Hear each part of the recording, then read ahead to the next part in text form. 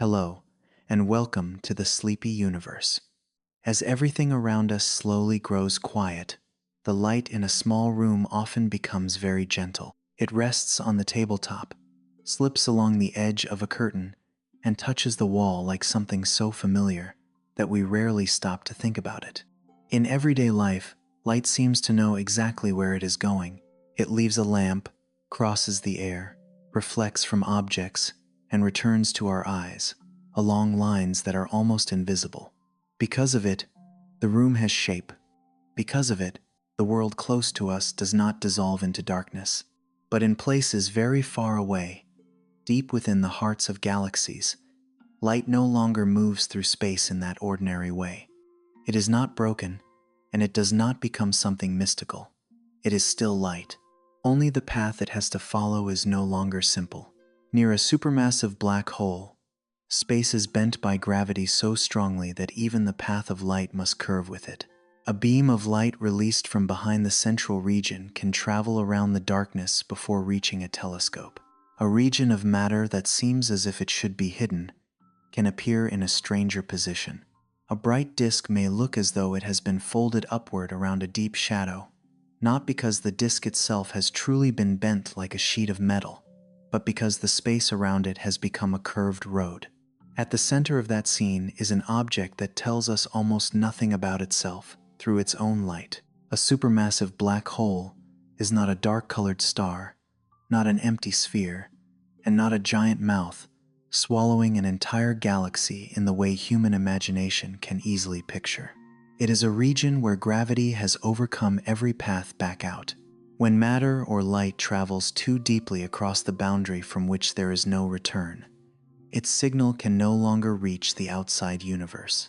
There is no glowing surface to see, no shell to reflect light, no hard edge that marks itself clearly like the rim of the moon against the sky. So human beings do not read a black hole by looking straight inside it. We read what happens outside, in the surrounding region that is still far enough away for light to escape. That edge is where the story becomes luminous. Gas and dust in a galaxy, clouds of matter disturbed by gravity, do not fall straight into the black hole like sand passing through the neck of a bottle. They orbit around it. They collide, heat up, flatten into a vast disk, and begin to glow because their motion is so fast and so violent. That disk is like a spinning river made not of water, but of hot gas, plasma, magnetic fields, and light. The closer it comes to the center, the faster that river flows, the hotter it becomes, the brighter it shines, and the more unstable it grows. If we looked at only one moment, we might think of it as a ring of light standing still around darkness. But the region close to a supermassive black hole is not still like a photograph. It changes. Sometimes, the inner region of the accretion disk flares in X-rays, like a hot spot that has just appeared near the deep edge. Sometimes, visible light responds more slowly, as though the outer part of the disk has received energy and then re-emitted it in a gentler way. Sometimes, radio signals arrive from farther out, where a jet of matter is stretching away from the central region, carrying traces of changes that began earlier. These forms of light do not arrive like a letter already written. They arrive offset from one another, delayed, shifting in color and intensity, like many echoes leaving the same dark room and finding their way, one by one, to the listener's ear. The fascination of the region near a black hole does not come from the fear that everything disappears. It comes from the fact that what has not disappeared still carries an extraordinary amount of information. A single brightening may be a sign of new matter being drawn into the whirlpool. A small oscillation may suggest the motion of plasma near the inner part of the disk. A delay between X-rays and other light may reveal the distance between layers of matter. A jet of material launched far outward may show that the magnetic fields around the black hole have organized energy into a narrow, powerful structure capable of reaching beyond the galactic center. No single signal can tell the whole picture, but when they are placed side by side through time, the darkness begins to gain an outline. There is a very quiet beauty in the way human beings learn about places like this. We cannot send a camera close to a supermassive black hole, We cannot drop a spacecraft into the inner region of the accretion disk and wait for it to send back clear footage. The distance is too great, the gravity too strong, the environment too extreme. Instead, telescopes have to do something far more patient. They watch for change. They look at the sky not only as a map, but as a timeline. They record the moment a source brightens, the moment it fades, the moment one wavelength responds first, and the moment another appears later. From these very small differences, human beings reconstruct an image of a place that cannot be touched. This is why time domain and multi-wavelength astronomy becomes so important. The universe does not stand still and wait for us to observe it. A black hole can remain quiet for a long time, then suddenly brighten when new matter moves close to it. A star can wander too near the central region and be stretched into a glowing stream of material. A jet can change in intensity, leaving a radio signal after the region near the black hole has already shifted. When many telescopes observe together in many kinds of light, they are like people standing around a wide valley, each one hearing a different echo. No one hears everything completely, but when the echoes are joined together, the shape of the valley slowly appears. Near a supermassive black hole, light does more than help us see. It preserves the memory of motion. It carries traces of temperature, speed, gravity, distance, and time. One part of the light tells of the hottest region near the center. Another part tells of layers of matter farther out. Another comes from the jet of material moving outward. Another has been bent before escaping the region of strong gravity. That light may have left its galaxy long before Earth had the shape we know today, and finally touched the mirror of a telescope on some quiet night.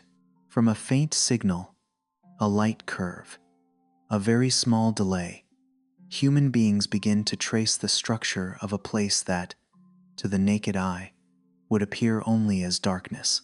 The most important thing to remember is not that black holes swallow everything. That way of speaking is too simple for a region this complex. What is more worth remembering is that beside a darkness that is almost absolute, the universe creates one of the most delicate laboratories of light. Matter glows because it is losing energy. Light bends because space has been distorted by gravity. Signals arrive early or late because the regions that produce them are not in the same place. Jets reach far outward because plasma and magnetic fields can turn chaotic motion into directed streams of energy. Each detail is small compared with the black hole at the center, but those small details are what help human beings understand the larger darkness. Imagine a distant galaxy resting quietly against the deep black background of the universe. At its center, a supermassive black hole gives off no light of its own. Around it, a disk of matter is turning at a speed that is difficult to imagine. One side of the disk may appear brighter because it is moving toward us.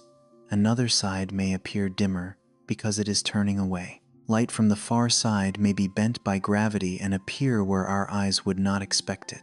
Above and below the central region, a thin jet of matter may be shooting outward, longer than the distance between countless stars.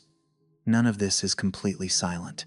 It changes, trembles, shines, fades, and then leaves behind new signs once again. From a small room on Earth, human beings cannot travel there, but light can come here. It does not bring with it an image that is immediately easy to understand.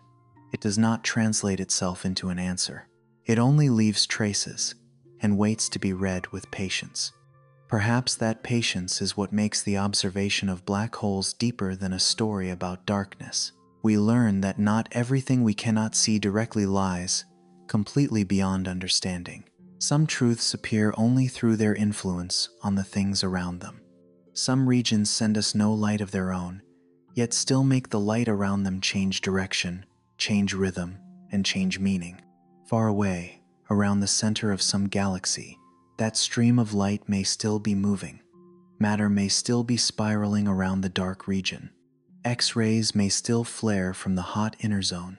Other signals may arrive later, like slow echoes from more distant layers of material. A jet of matter may still be reaching outward, carrying energy through the space between stars. And here, in the quiet of a small world, we can follow those signs with scientific imagination. Without rushing, without fear, and without needing to turn a black hole into a myth. By watching how light changes around darkness, we begin to understand that the universe sometimes speaks not through what appears clearly, but through what still manages to escape from its deepest edge. At the center of a galaxy, a supermassive black hole does not need to shine by itself in order to become something that changes the whole region of space around it. It may lie deep in darkness, with no surface glowing like a star, no bright layer of gas like a planet illuminated by the sun, and no clear face for a telescope to capture in the familiar way. But that silence does not mean its surroundings are quiet. As long as there is gas, dust, clouds of matter pulled away from their old orbits, or streams of hot plasma moving near the central region, the darkness begins to acquire an edge. Not an edge drawn by a clear line, but one made of motion, heat, light, and signals that change slowly or suddenly across the distant sky. Many common images of black holes begin with swallowing. A pitch-black object, a mouth in the universe, a place where everything falls in and disappears. That view is easy to remember, but it is far too simple. It turns a black hole into a symbol rather than a physical system interacting with its surroundings. In reality, the most compelling part for astronomers is often not the dark region itself, but what remains far enough away to send out a signal. Before matter disappears from view, it can undergo a very long journey around the central region. It does not simply plunge downward. It orbits, slips, collides, heats up, becomes twisted by magnetic fields, is compressed, and then shines in many different ways. A black hole standing alone in empty space would be very difficult to describe through light. But the center of a galaxy is not an empty room. Stars pass through it, gas is stirred, dust is warmed, clouds of matter are torn apart by gravity, and sometimes streams of material flow gradually toward the center like a very wide river. Though not one made of water, that river does not flow in a straight line. It spirals. It flattens into a large disk around the dark region, like the surface of a lake turning around an invisible depth. Within that disk, the layers of matter do not all move at the same speed. The layer near the center moves faster. The layer farther out moves more slowly. That difference causes matter to rub, transfer energy, heat up, and from there give off light. An accretion disk does not shine because the black hole at the center is like a flame. It shines because the matter in the disk is paying for its motion with energy. The closer gas moves toward the central region, the hotter it becomes, and the more powerful forms of radiation it emits. Some of the light belongs to the range human eyes can imagine. Some lies in the infrared. Some is far more energetic, such as X-rays, and some, farther out, is recorded in radio. If we observe with only one kind of telescope, we hear only one voice in a much wider piece of music. When many kinds of observation are placed side by side, the disk is no longer a simple ring of light. It becomes a layered structure, where each kind of light tells us about a different temperature, a different distance, and a different kind of motion. The real point of fascination is there. A black hole does not speak with its own light, but the region around it says a great deal. A sudden hot zone in the inner part of the disk may cause X-rays to rise. A more distant layer of matter may absorb that energy and then re-emit it more slowly at another wavelength. A stream of plasma guided by magnetic fields may be connected to a radio signal emerging from a broader region. These signals do not necessarily arrive at the same time. They are offset from one another, like echoes traveling across many cliffs before returning. If we hear only one sound, we know there was a sound. If we hear many echoes with different delays, we begin to guess the shape of the valley. For the region around a supermassive black hole, light works like those echoes as well. A small change in brightness is not just a meaningless spot on a chart. It may be the trace of new matter entering the whirlpool, A rise and fall in X-rays may suggest a disturbance in the extremely hot region near the center. A delayed response in infrared may reveal that dust or more distant material has been warmed and has re-emitted that energy. A radio signal arriving later may be connected to a stream of material launched outward, farther from where the original disturbance appeared. The sky, then, is not only photographed like an image, it is watched as a sequence of changes. This way of observing makes a supermassive black hole very different from the simple image of a dark point in space. Astronomers do not only ask what that central region looks like, they ask how it is changing. They care about the moment a source brightens, the speed at which it fades, which kind of light responds first, which kind arrives later, and whether those signals repeat in any rhythm. Some changes happen over very short periods of time, suggesting that the glowing region must be small and close to the center. Other changes unfold more slowly, suggesting a wider, more distant region, or a process that takes time to spread outward. From time, human beings begin to measure space. From delay, human beings begin to measure distance. From the rhythm of light, human beings begin to read motion. In familiar life, we have also understood the world in indirect ways like this. We do not see the wind, but we see the surface of water ripple. We do not see heat in a dark kitchen, but we see the air above the stove shimmer gently. We do not see the person standing behind a curtain, but a change in the light may tell us that someone has just passed by. With a supermassive black hole, the signs are far more distant, fainter, and much more complex, but the principle has a similar shape. What does not reveal itself directly can still leave an influence. A center that does not shine can still make the matter around it heat up. A dark region can still bend the path of light, and unseen gravity can still force stars, gas, and plasma to move in ways that we can measure. We also need to move away from the image of a black hole as a cosmic vacuum cleaner. A star at a sufficient distance is not pulled straight in simply because a supermassive black hole lies near the galaxy's center. It may orbit, change its path, or pass along its own trajectory if its speed and distance allow. Even matter inside the accretion disk does not fall in within a single moment. It may orbit many times, gradually lose energy, be slowed by processes within the disk, and only then move deeper inward. That slowness does not make the story less fascinating. On the contrary, it creates time for matter to shine, for signals to change, and for telescopes to record the intermediate steps before everything moves too deeply beyond view. In some galaxies, the central region shines so brightly that it can outshine the light of countless surrounding stars. That sounds like a beautiful paradox. An object that does not shine lies in the middle, yet the region around it can become one of the most powerful sources of light in the universe. The paradox disappears when we look at the process that happens before matter is lost from sight. In a region of extreme gravity, matter can release energy very efficiently. It is like a flow rushing down into a deep valley, except that this valley is not made of rock and soil, but of the shape of space around an enormous mass. The energy of motion is transformed into heat and light. The darkness at the center is not a flame, but it creates the conditions for the region around it to blaze. That luminous region is not regular like a perfect ring of lamps. One side of the disk may look brighter than the other because the matter is rotating toward the observer. The remaining side may look dimmer because it is moving away. Light leaving the region near the center may lose energy, change color, or be bent along the way.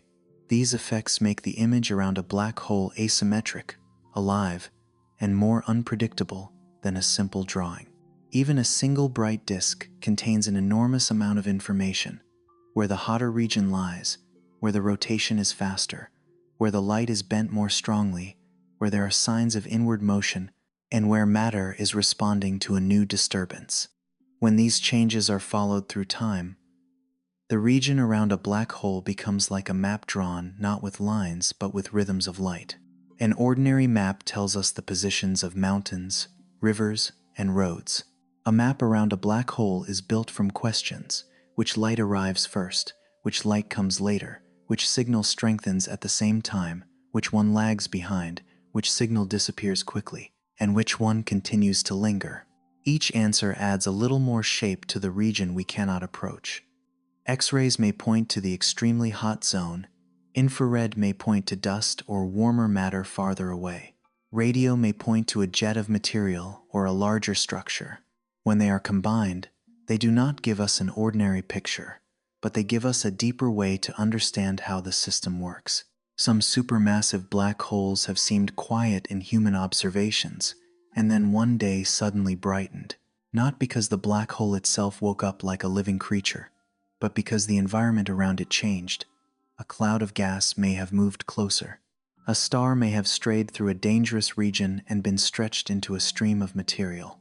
An instability in the disk may have spread, causing the light to rise and then fade. Events like these have a life of their own. They have a beginning, a peak, and a decline. They are not just an object somewhere, but a process unfolding in time. That is why observing over time becomes an important way to understand the region around a supermassive black hole. The patience of observation brings this subject close to the feeling of someone listening in the night. A very distant sound is not always clear from the beginning. Sometimes we hear the first sound, then a softer echo, then a deeper vibration that lingers. To know where that sound came from, we have to pay attention to the space between the echoes, their strength and weakness, and the way they dissolve into silence. Light around a black hole has a rhythm that can be listened to in that sense. Telescopes record changes in brightness. Instruments that measure wavelength distinguish one kind of light from another. Observations separated by hours, days, months, and years are joined together to see how the central region has changed. The universe does not offer its answer in a short sentence. It leaves a chain of signs for those patient enough to read them. From a quiet room on Earth, this can bring a very strange feeling. We are in a safe place, enormously far from the center of an active galaxy. Yet light from that place can still find its way to observatories. It left the glowing region long ago, traveled through immense emptiness, and carried with it traces of heat, motion, and gravity. By the time it reaches the mirror of a telescope, it is only a small signal. But that small signal is not empty. It is the remaining piece of a violent process, a fragment of news from a region where no human spacecraft could ever place a camera nearby. Science turns that fragment into data, and then turns data into an image of understanding. What is worth remembering is that a black hole does not need to be made frightening in order to be fascinating. The truth is already deep enough. An object that does not shine can make the region around it brighter than an ordinary galaxy. A region with no directly observable surface can be recognized through the motion of nearby things. A darkness can bend the light around it, shift its color, change its intensity, delay its rhythm, and become a record of what is happening in the deepest place of a galaxy. When we move beyond the overly familiar image of a boundary that swallows light, we see a richer story. The story of matter before it goes too deep, of light that still manages to escape, and of time written into every signal. So when science turns toward a supermassive black hole, its gaze does not stop at the dark point in the center. It drifts outward to the surrounding region, where the accretion disk is spinning, where hot zones form and fade away, where light leaves the plasma with many different energies, and where signals arrive out of step with one another like echoes. The black hole itself remains silent, but the region around it is not silent.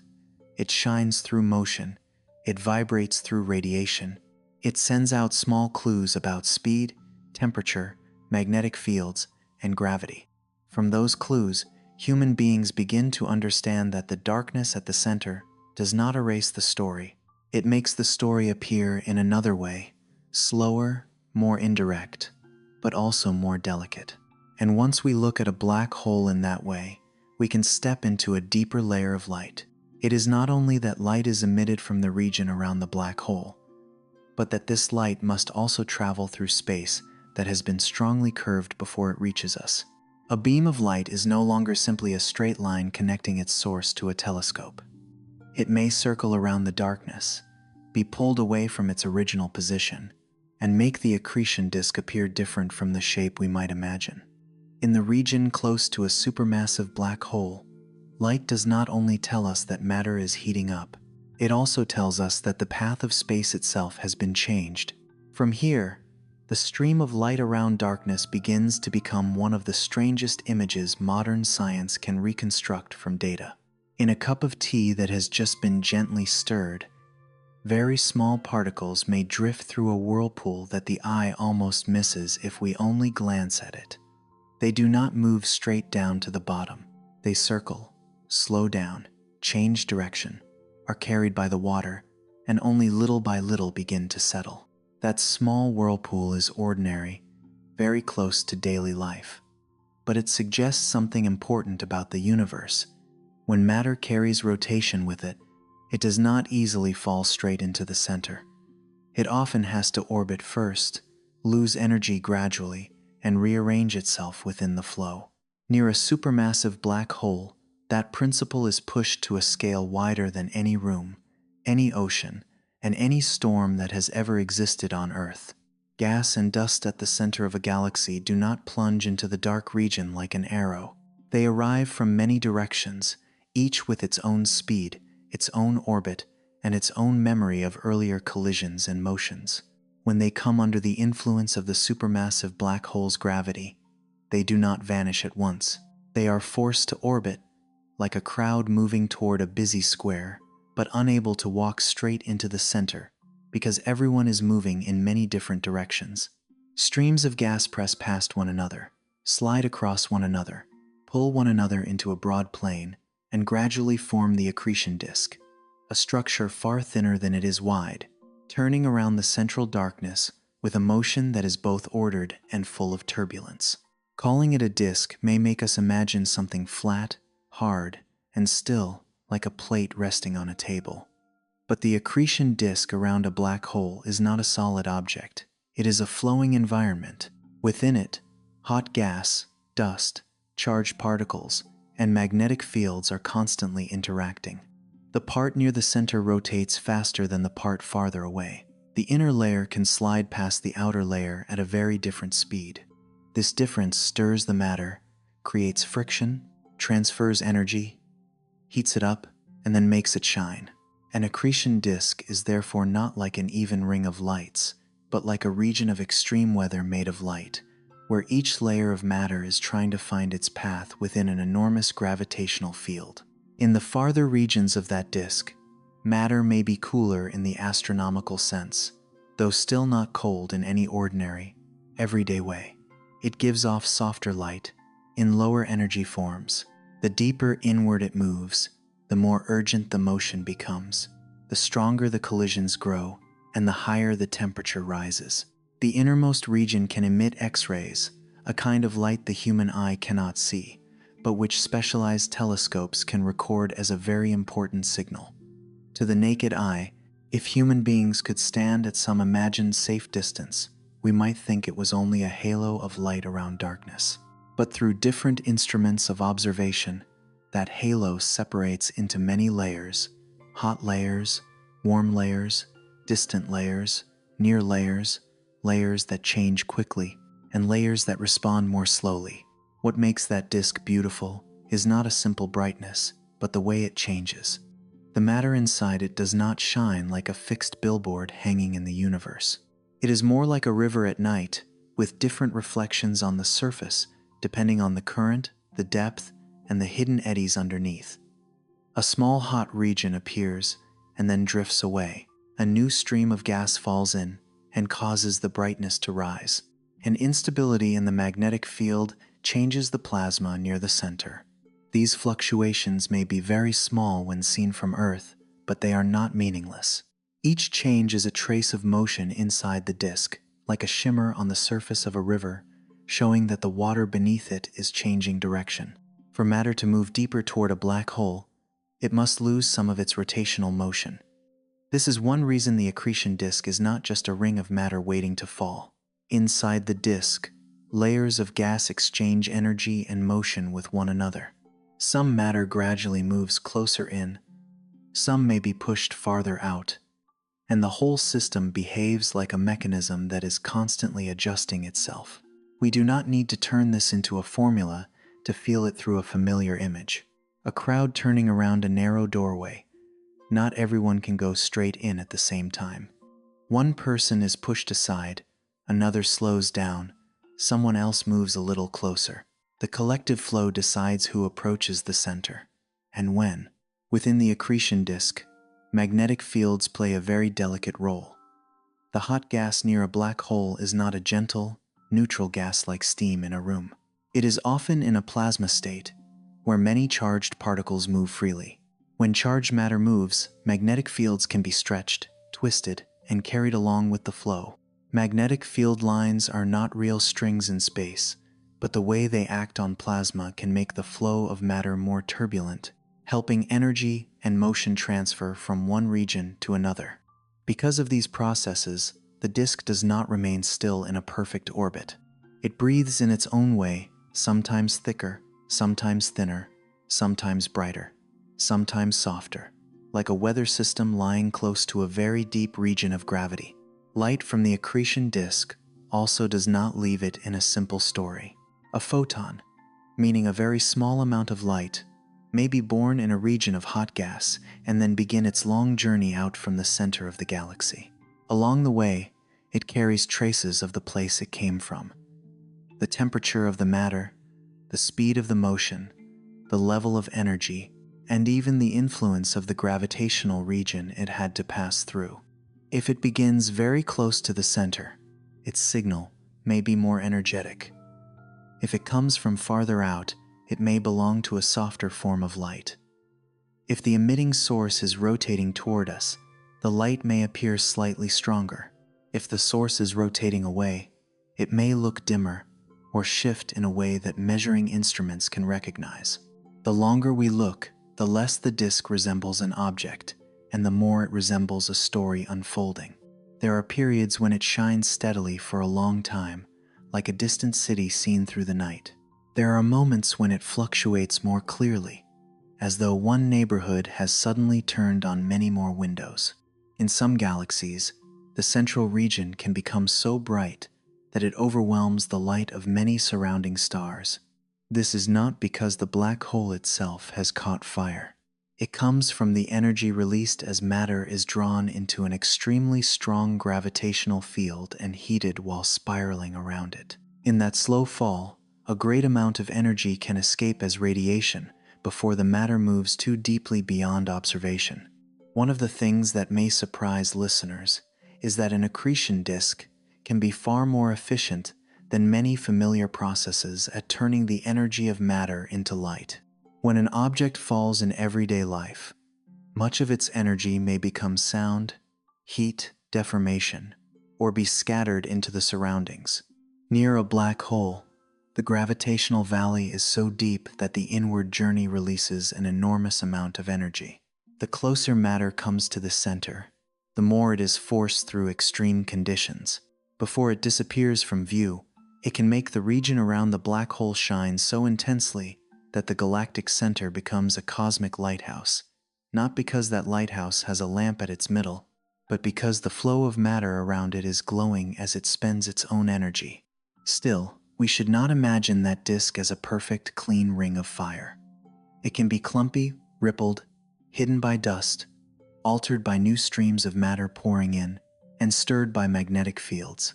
One region of the disk may emit strongly in X-rays, another may stand out more in infrared, while a farther region contributes to visible light or other signals.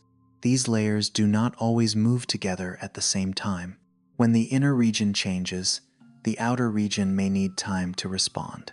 When energy is absorbed and then re-emitted, a new signal may appear later. It is precisely this lack of perfect simultaneity that turns the disk into a natural measuring tool. It allows human beings to use time to measure distance, use delays to measure structure, and use rhythms of light to infer motion.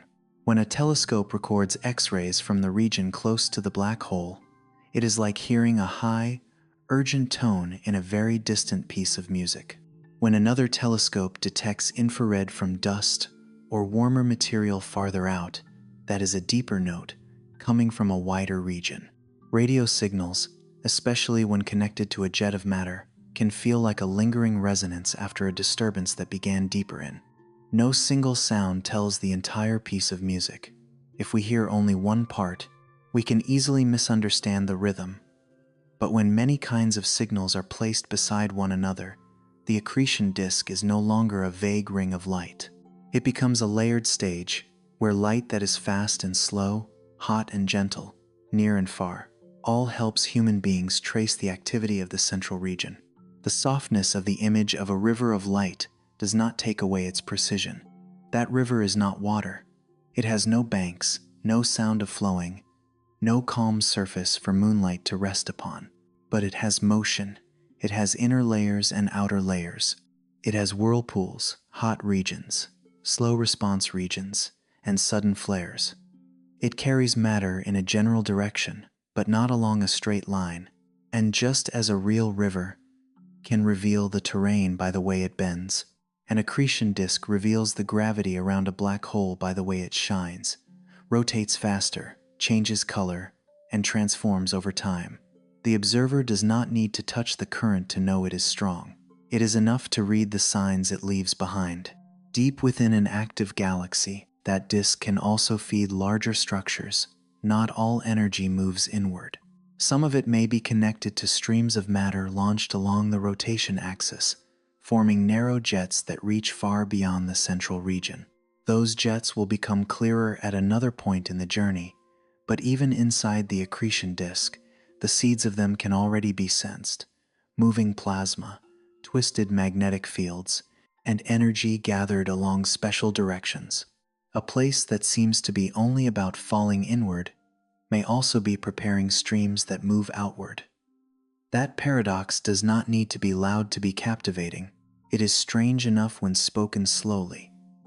Around a black hole, matter can be losing its path back out, while also helping create structures that shoot far into the galaxy.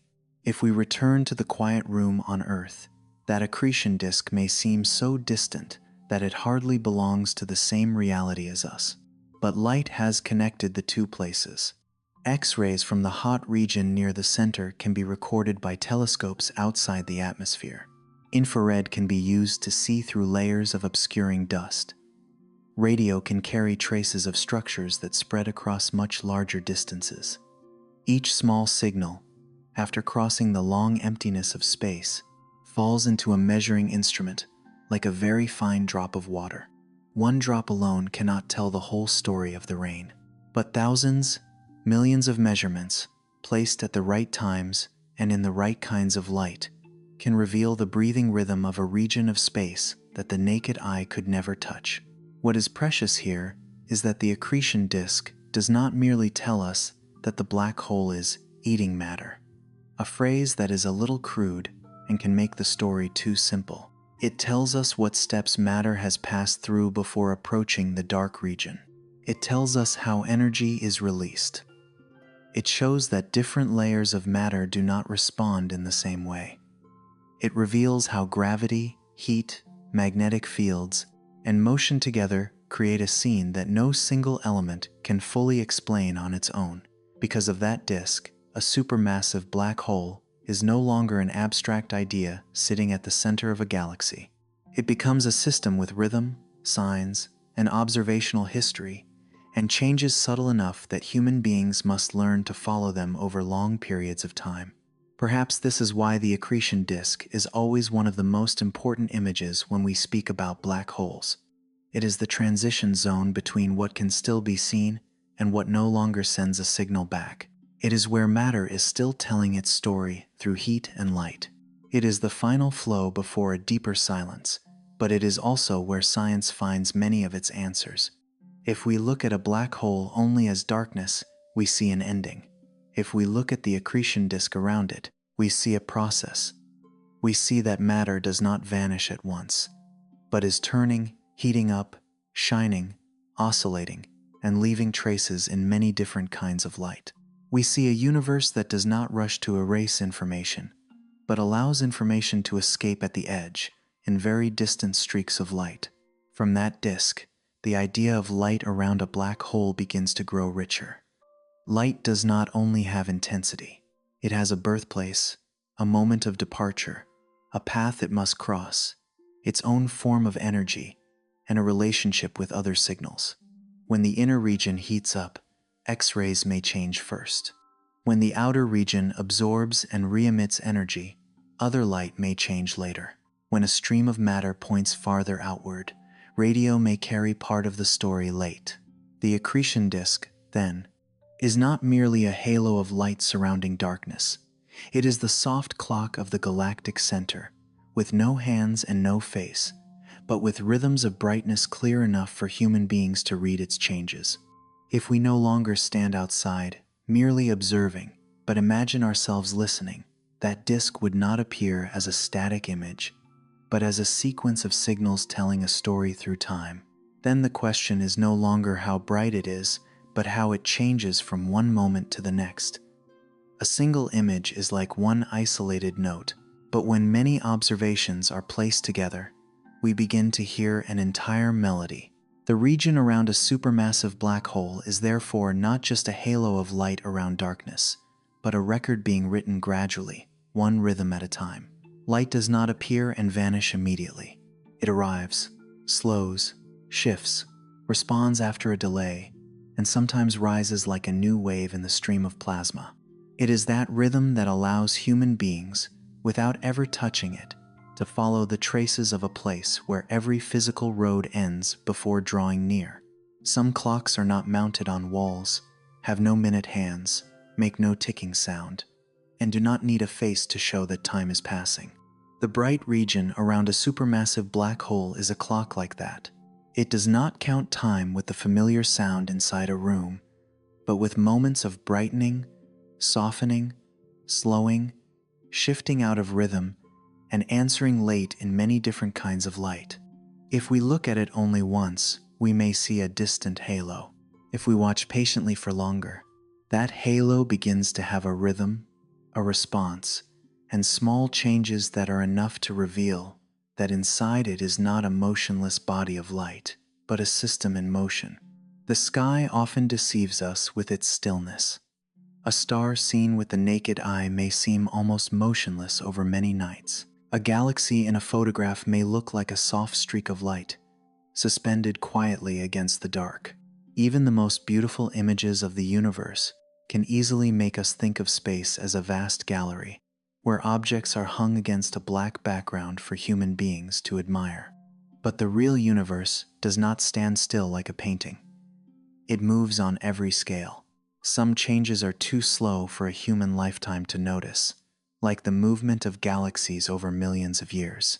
Others are fast enough for telescopes to record over hours, days, or months, like a source of light suddenly rising and then quieting again at the center of a distant galaxy. When we look at the region around a supermassive black hole in this way, a single image is no longer enough. A photograph is like a breath held in one moment. It gives us shape, position, and brightness at one point in time, but it does not reveal the rhythm of motion behind it. To understand how the accretion disk is living, astronomers need more than one look. They need to see whether the brightness changes, whether it changes quickly or slowly, whether it changes first in X-rays and later in infrared, whether it repeats in some rhythm, whether it flares like a new wave of matter has just entered the inner region, or whether it is only a small oscillation passing through the plasma. The dark region at the center remains silent, but the bright region around it never stops leaving signs in time. We might imagine a very distant shoreline at night, where we cannot clearly see the water, but we can see the light of a lighthouse sweeping through the mist. If we take only one photograph, that light may look like a white streak standing still. But if we stay in place long enough, we realize that it is turning. It disappears and then returns. It grows stronger when it faces us and softens when it turns another way. Change gives the light meaning.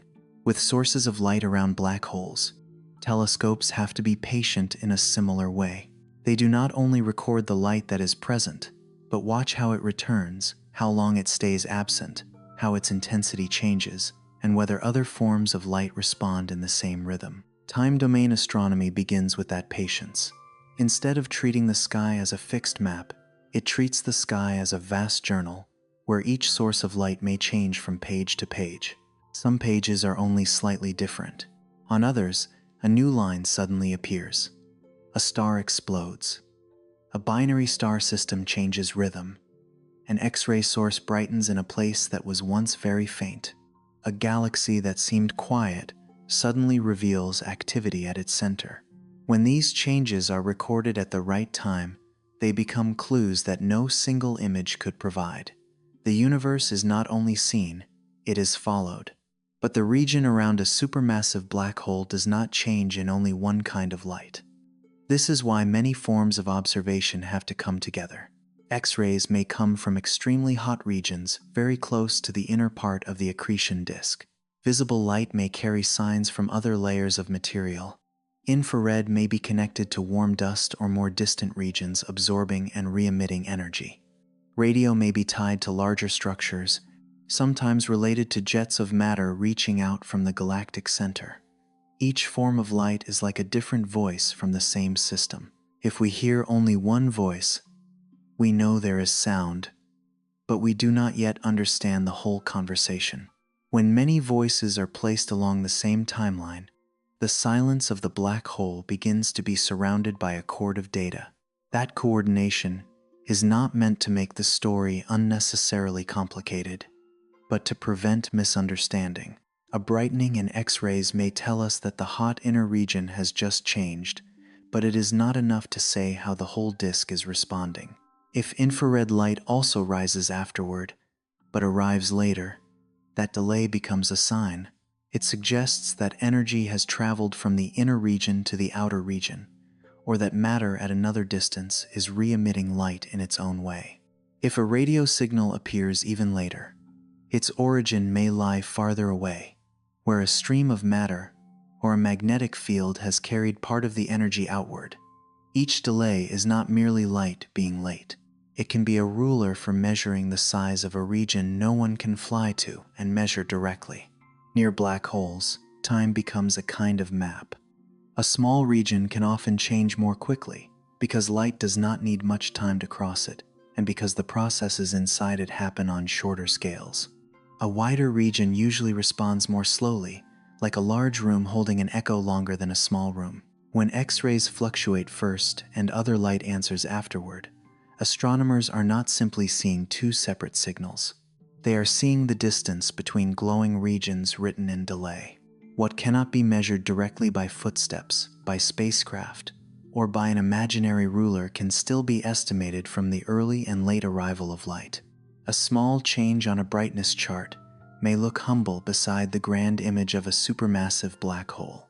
It may be only a curve rising slightly, a small trembling segment, a flare that returns to its former level. But in astronomy, curves like these can be deeper than a beautiful picture. They show how a source of light has lived through time. A photograph answers the question of what is there. A light curve tells us what that thing has done. Did it brighten quickly or slowly? Did it fade gently or suddenly? Did it show regular oscillations or chaotic ones? Was there one isolated flare or many repeated episodes? Near a supermassive black hole, those answers help human beings distinguish between a disk feeding a steady stream of matter, a turbulent region of plasma, an event where new material has fallen in, or a disturbance that may be connected to a jet of matter. There are moments when the sky needs to be observed quickly, because if we miss them, the story moves on. A source of light that suddenly appears does not wait for human beings to prepare perfectly.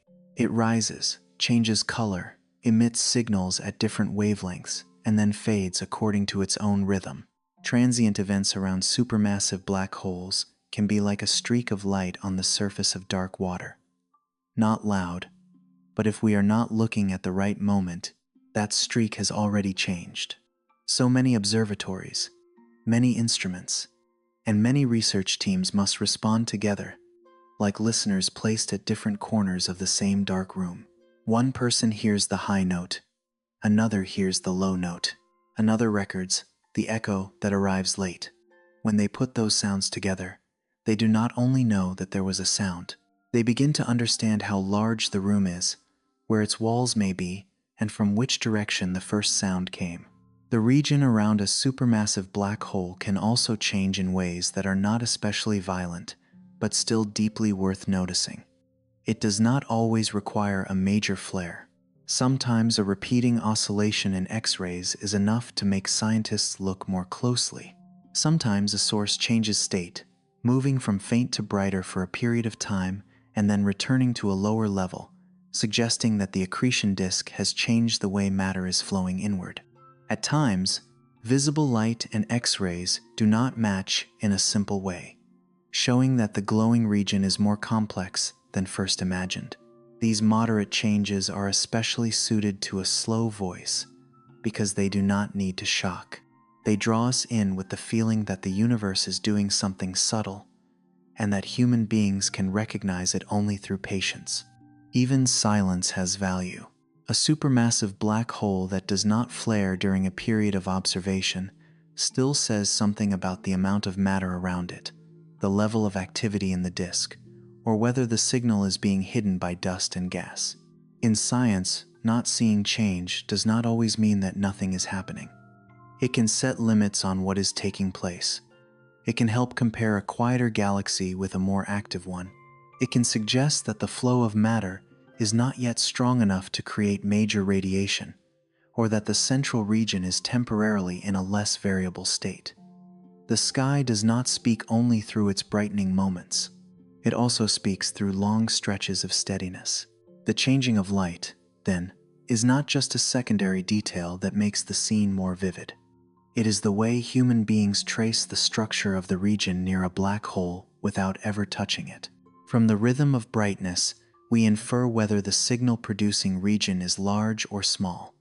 From wavelength, we infer whether it is hotter or softer. From delay, we infer the distance between layers of matter. From the appearance of radio, we search for traces of larger structures. From X-rays, we look toward the extremely hot inner region. All of this comes together into a kind of observation that does not rely on a single sense. It is like trying to understand a forest in the fog through the sound of leaves, the smell of soil, the moisture in the air, and the shafts of light slipping through the canopy. No single sign is enough on its own, but many signs together make the hidden place more understandable. There is a gentle beauty in the way telescopes work together. One may be placed in space to see X-rays that Earth's atmosphere does not easily allow through. Another looks in infrared to follow warm matter and dust. Radio networks on the ground can record longer signals from extended structures. Sky surveys repeat their observations many times to recognize which source has just changed. No single telescope becomes humanity's perfect pair of eyes. Each instrument is only a narrow window. But when many windows open toward the same direction, the dark room of the universe gains depth. We do not see everything at once, but we begin to know where the light has passed, which layer it came from, and which disturbance it is responding to. Here, TDAM becomes a name for that organized patience. It does not simply gather more data for the sake of having more data. It helps human beings observe phenomena that refuse to stand still, signals that do not belong to only one form of light, and events that may be connected to several channels of observation at once. For the region around a supermassive black hole, this is especially important, because the accretion disk, the hot plasma region, and the jet of matter do not necessarily reveal themselves at the same time or at the same wavelength. The system is like a very large musical instrument, where the low strings vibrate after the high ones, the body resonates after the finger has left the string, and the final sound becomes clear only when the whole instrument is heard as a single body. This way of observing also changes the human sense of distance. The center of a faraway galaxy is no longer just a faint point of light in an image. It becomes a place with a history of change.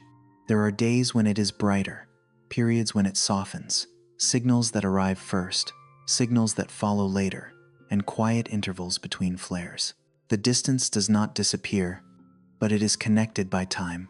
The light left its source long ago, traveled through the vast universe and then reached human instruments, like late news from a distant past. When many pieces of news like this are placed in the right order, the region around the black hole is no longer a cold concept. It has a rhythm of life, even if that rhythm is slow or fast on scales, very different from life on Earth. Sometimes we begin with an accretion disk shining steadily, and then a small variation makes it more worthy of attention. Sometimes an X-ray source appears first, drawing in observations at many other wavelengths. Sometimes a radio signal makes people look back toward the central region to search for a connection with a jet of matter. Each sequence like this is a different entrance leading toward the same dark region. No entrance is exactly like another. The universe does not use one fixed pattern to reveal itself.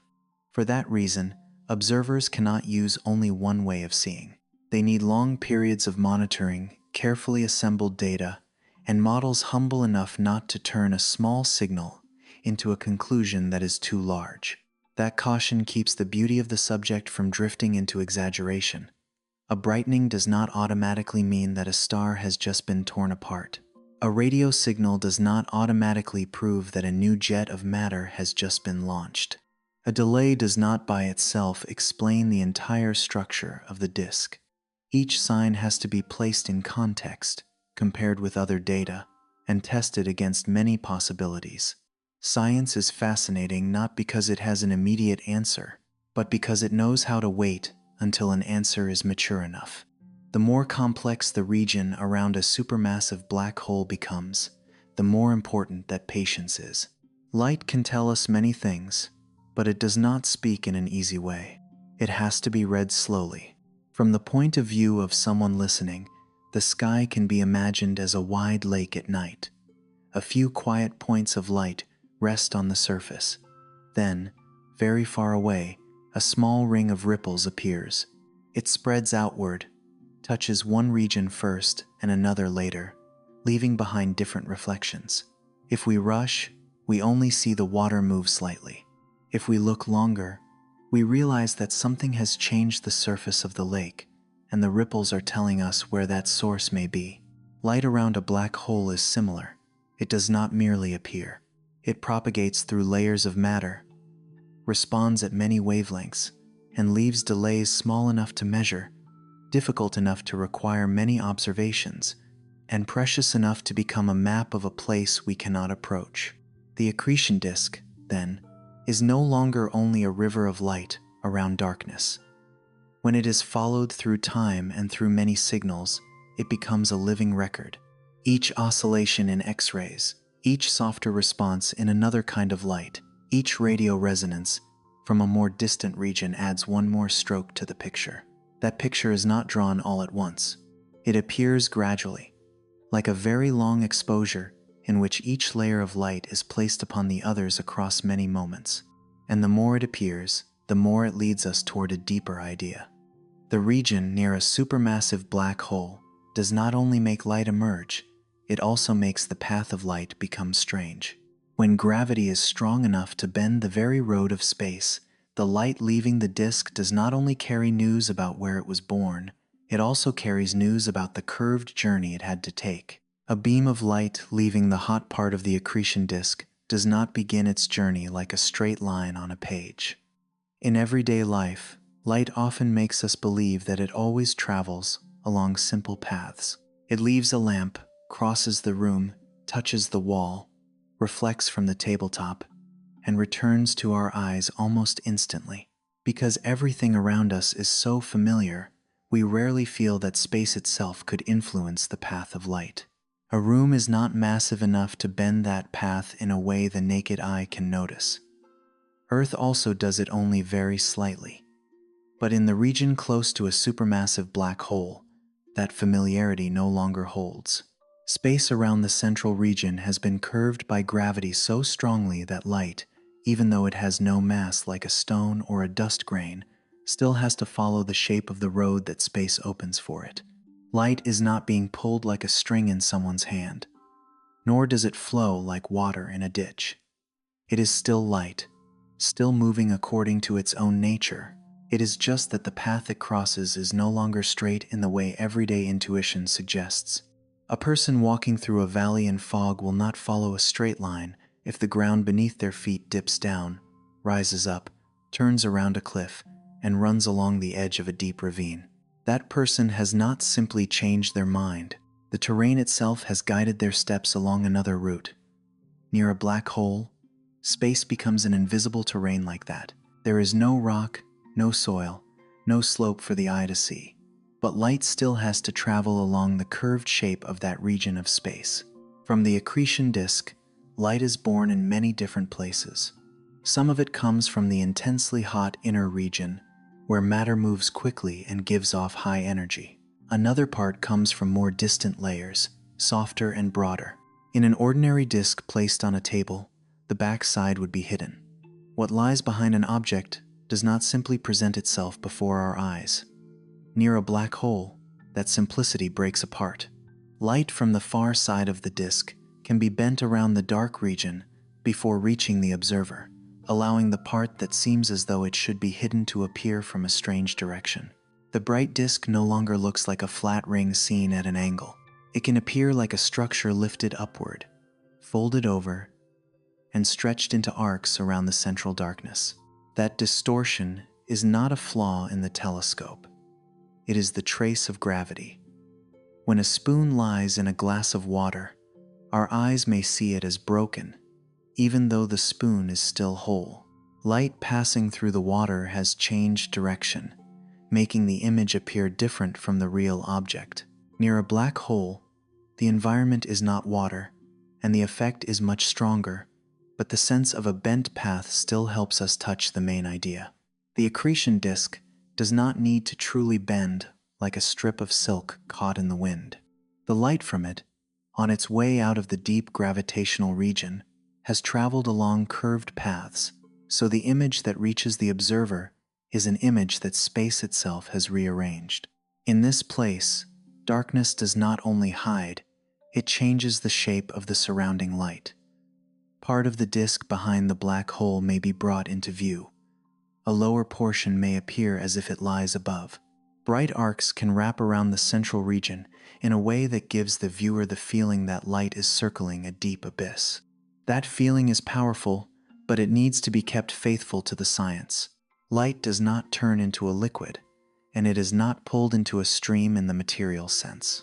The stream of light is an image created by many rays of light emitted from many regions of the disk, all traveling through curved space and converging into arcs in the observed image. The closer the light comes to the central region, the clearer the bending becomes. Some rays leave the disk and escape outward along fairly direct paths. Others follow longer curved routes, circling around the dark region before finding a way out. Some paths become so complex that light can almost loop around the black hole before escaping, leaving very thin rings of light in scientific models and visualizations. Those rings are not a real material hoop hanging motionless in space. They are images created by the paths of light, like many faint copies of the same glowing region sent to the observer through different routes. The region close to a black hole, therefore, becomes a special place for science. In many other places in the universe, when we see an object somewhere, we usually accept, for the moment, that the light from it has reached us along a path that is relatively easy to imagine. Near a black hole, the position we see is no longer that simple. A bright spot in an image may be light arriving from another side of the disk. A bright arc may be the trace of light that has taken a curved route. A brighter region may not only be hotter, but may also be shaped by the motion of matter and by the way light is directed toward the observer. The image is no longer a direct photograph of the object, but a translation of the object through the curved geometry of space. Light is still the main messenger of the universe. Without it, human beings would be almost blind to distant regions. But that messenger has traveled along complicated roads, and the message it brings back has to be decoded in the context of gravity, motion, and time. If one part of the disk appears brighter, that may be related to temperature, to the direction in which the matter is rotating, to effects caused by rapid motion, or to the way light from that region has been bent more strongly toward the observer. A beautiful image does not explain all of its causes by itself. It needs more data, more models, and more different observations before its meaning gradually becomes clear. In a room with curved walls, sound does not reach the ear in a simple way. A musical note released from one corner may resonate, bounce back, and overlap with itself, making the listener feel as though the sound is coming from another direction.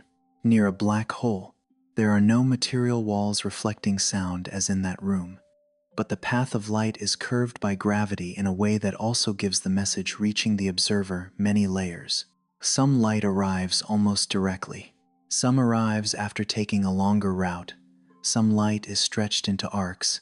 Some contributes to very thin rings that are difficult to separate from the broader glow.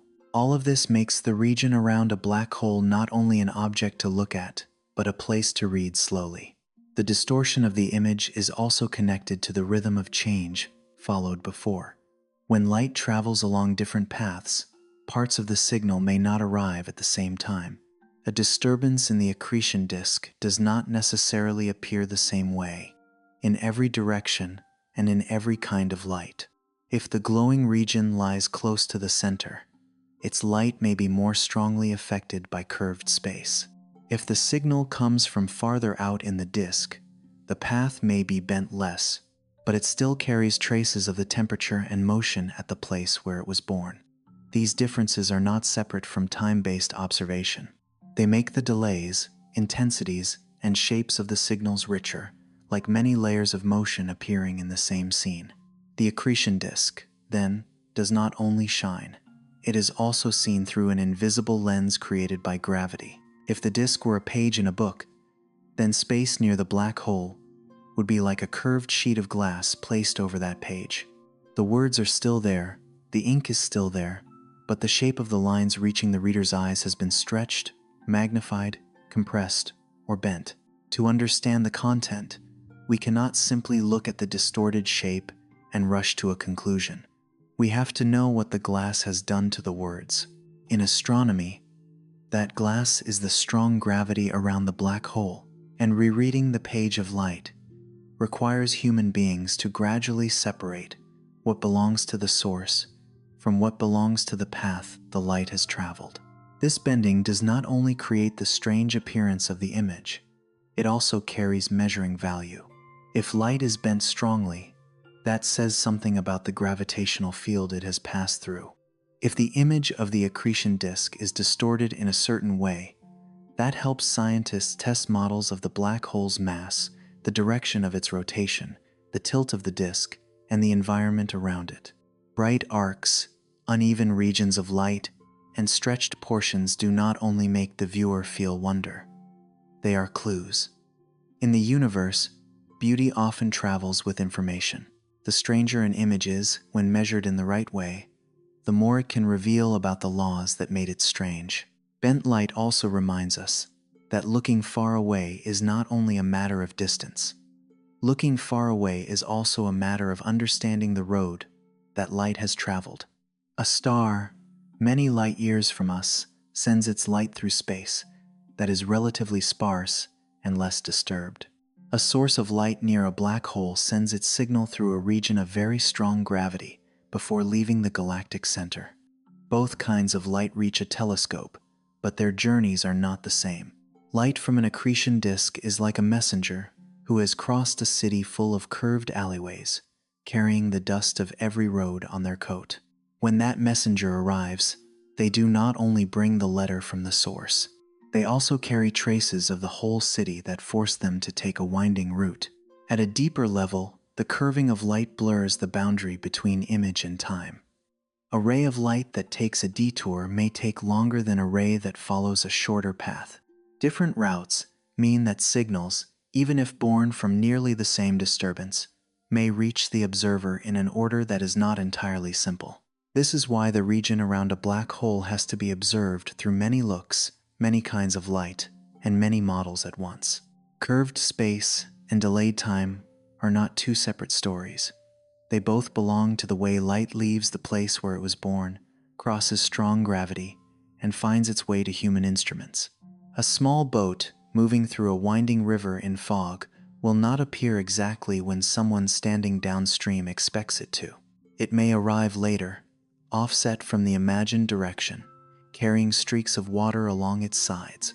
The person downstream does not need to see the entire stretch of river to know that the river ahead is not straight. Light around a black hole reaches us in a similar way. It does not say in words that it has traveled through a curved path. It arrives shifted in position, shifted in rhythm, shifted in color, and from those shifts, astronomers infer the shape of the region of space it has crossed. The image of a black hole keeps its power longer when we do not look only at the darkness in the center. What keeps the human eye there is the bright region bent around it, where intuition begins to lose its footing, but science finds a clearer way to speak. A bright disk no longer lies exactly where we think it should. The far side may appear. Bright arcs may wrap around the dark region. Rays of light may take many different routes. That strangeness does not need exaggeration. It is already deep enough because it shows that space is not a rigid stage, but a participant in the way we see the universe. When scientists create simulations of accretion disks around black holes, they are not just drawing beautiful images. They are testing how light would travel if the space around the black hole were curved that strongly. They place a rotating disk of hot gas into the model, then calculate the path of light from many regions of the disk to the observer. The result can look both strange and reasonable. The upper and lower portions of the disk seem to be pulled into the same view. The side rotating toward us appears brighter. The side rotating away becomes softer, and the region near the center is compressed into thin arcs of light. These images help human beings retrain their intuition. We no longer look at a black hole through everyday imagination, but begin to see it through the way light must truly travel in a region of strong gravity. Every system out there may be different. The accretion disk may be thicker or thinner. The viewing angle may be tilted or nearly face-on. Dust, gas, magnetic fields, rotation speed, and activity in the central region can all change the actual image. But the general principle remains firm. Gravity bends the path of light, and that bending turns the image around a black hole into an indirect record of distorted space. The combination of what is understood and what still needs to be traversed gives the subject its depth. We grasp the broad law, but we still have to listen to each specific object to know how it is revealing itself.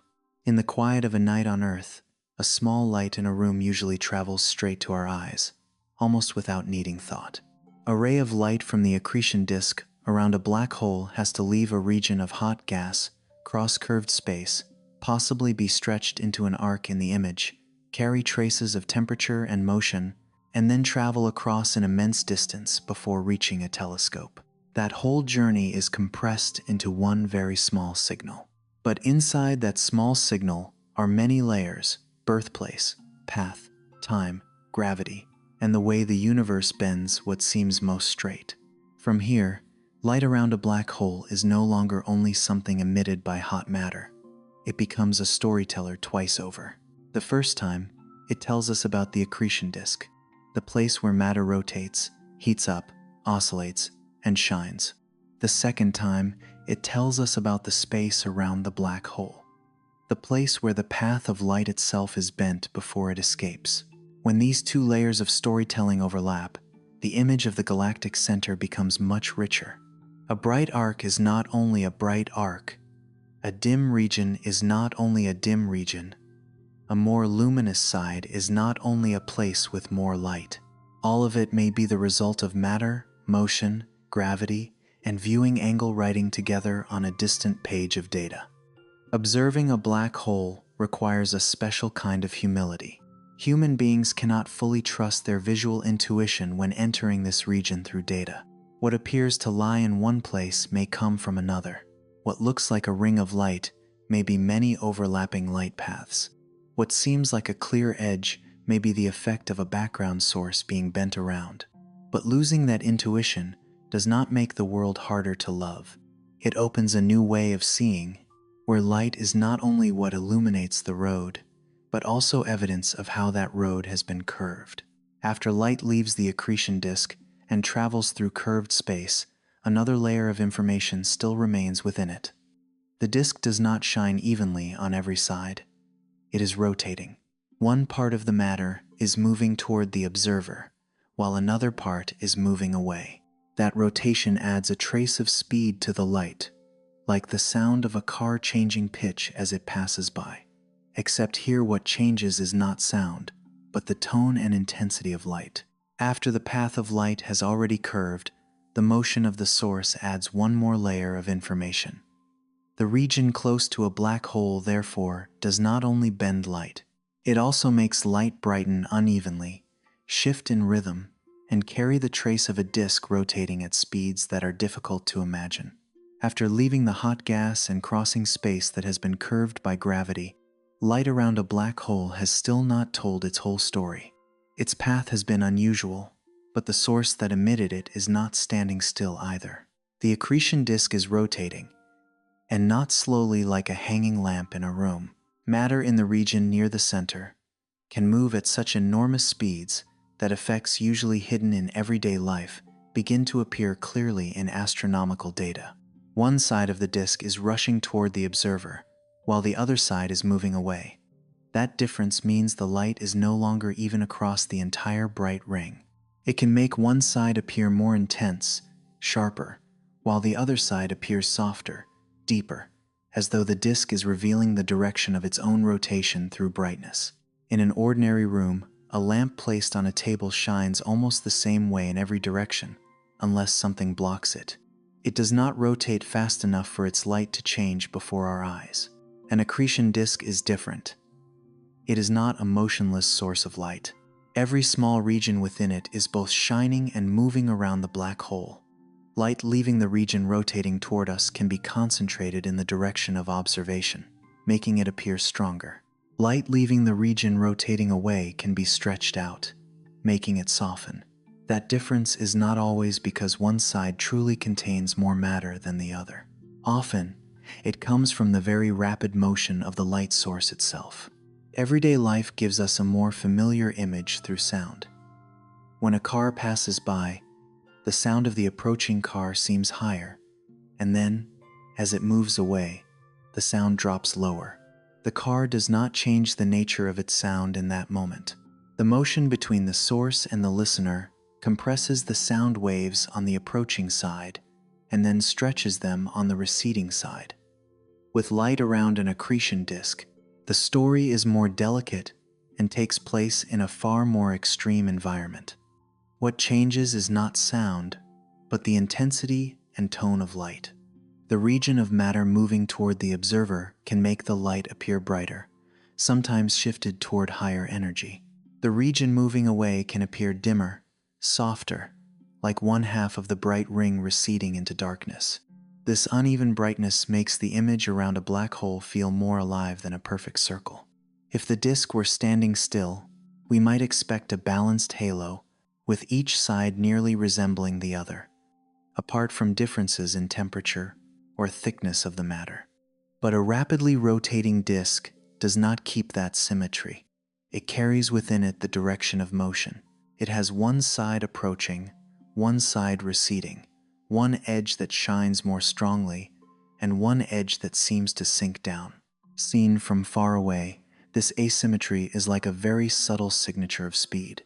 We do not need to see each particle of gas turning. We can still recognize that the disk is not still, because its own light has been shifted by motion. Near a black hole, speed is not just a number in a model. Speed becomes part of the image. It enters the light, changes how the light is received, and makes the accretion disk seem more like an object leaning into motion than a static halo. The side moving toward the observer may appear emphasized, like a strong brushstroke across a dark painting. The other side does not disappear, but it loses some of its sharpness, like a sound fading into the air. Through that difference, the observer does not only ask which region is hotter, but also begins to ask which region is rotating toward us, which region is rotating away, what the tilt of the disk may be, and how fast the flow of matter has become. Light around a black hole, therefore, carries information not only about heat, it carries information about direction. A strong bright spot may not simply be a place with more energy. It may be a place where motion is focusing the light toward us. A softer region may not simply be a less active place. It may be where the matter is moving away along the disk's rotation.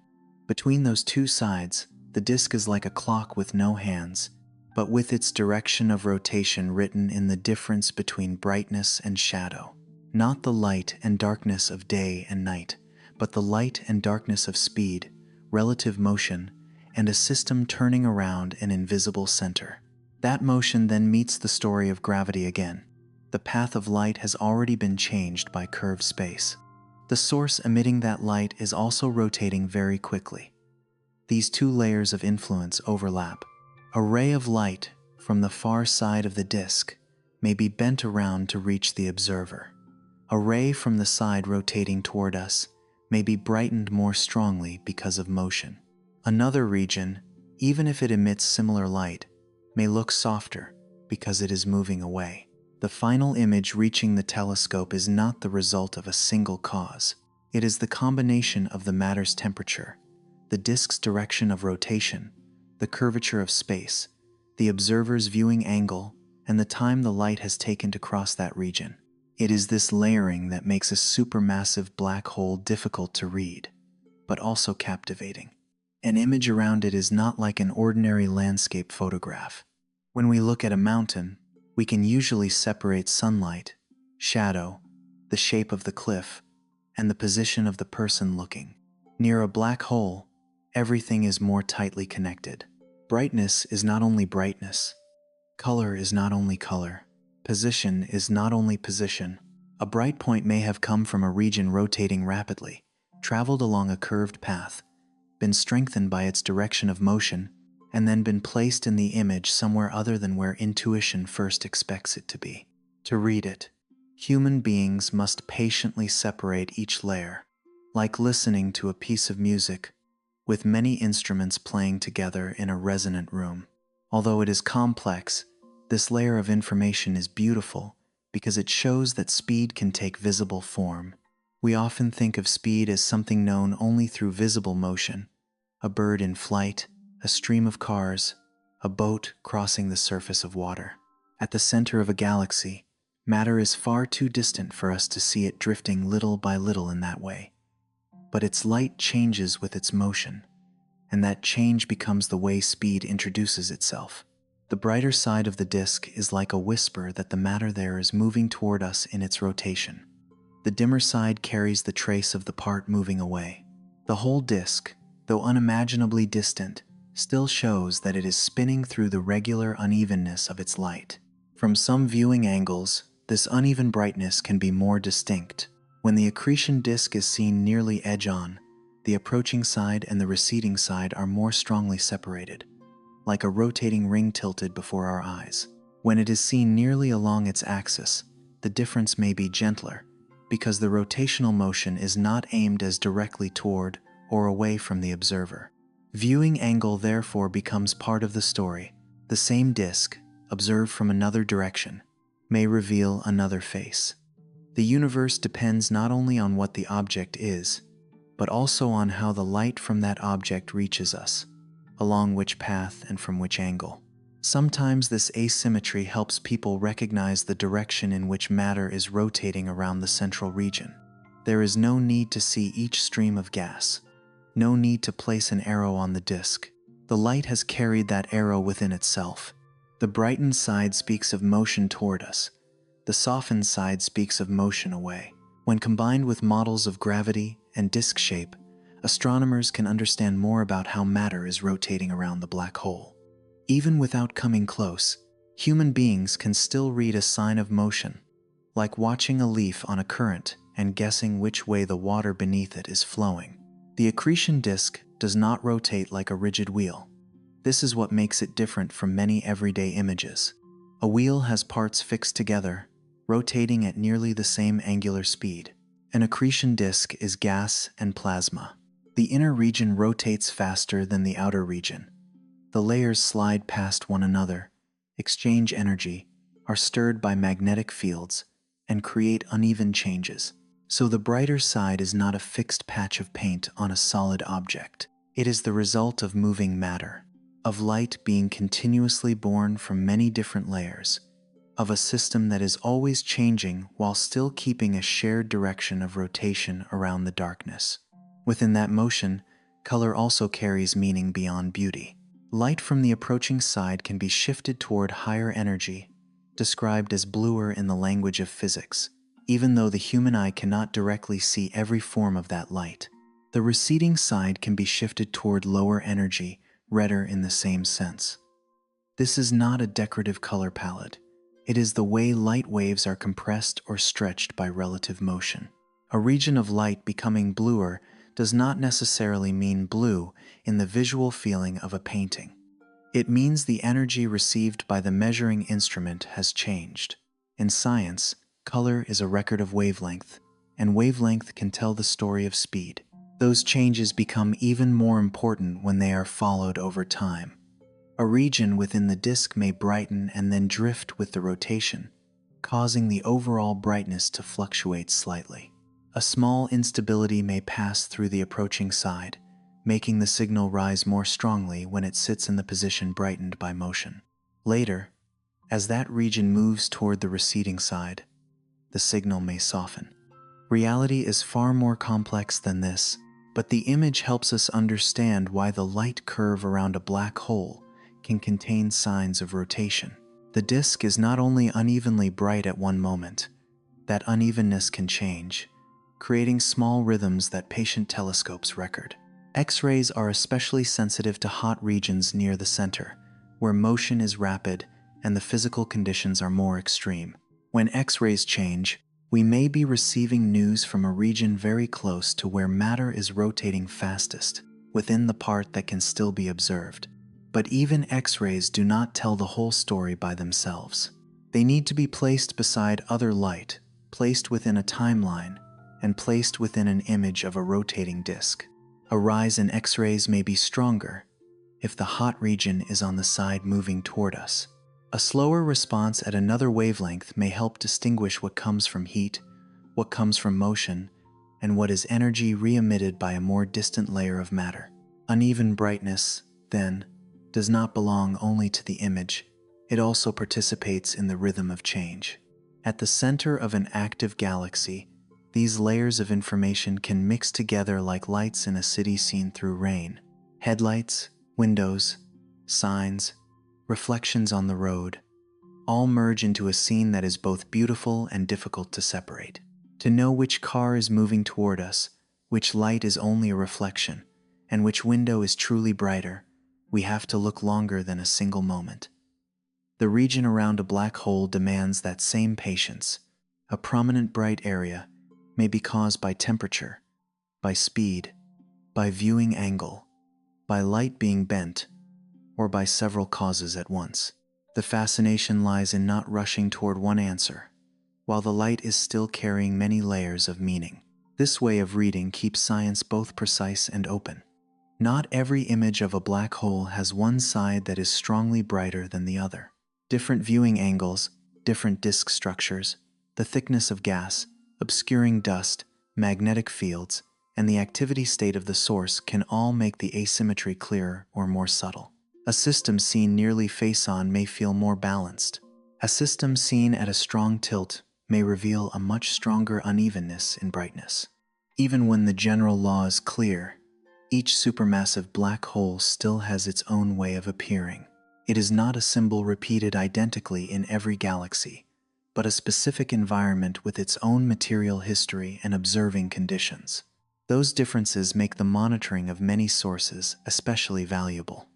When astronomers compare supermassive black holes in many galaxies, they are not only looking for the most beautiful image, they are looking for patterns.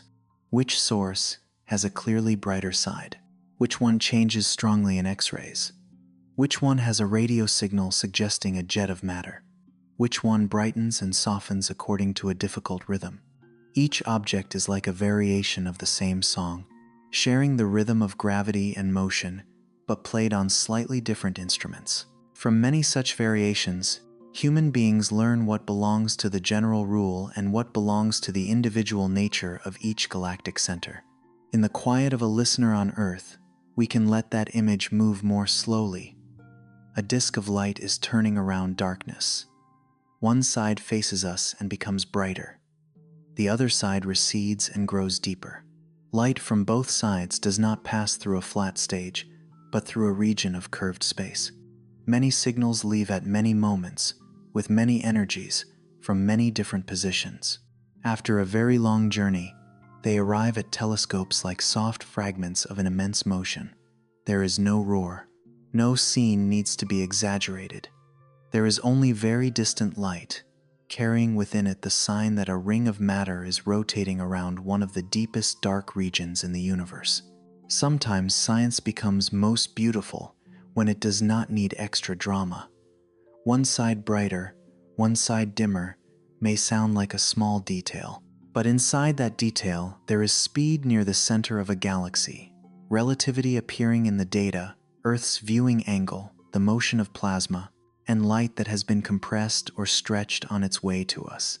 That small detail says that the universe is not only vast, but intricate.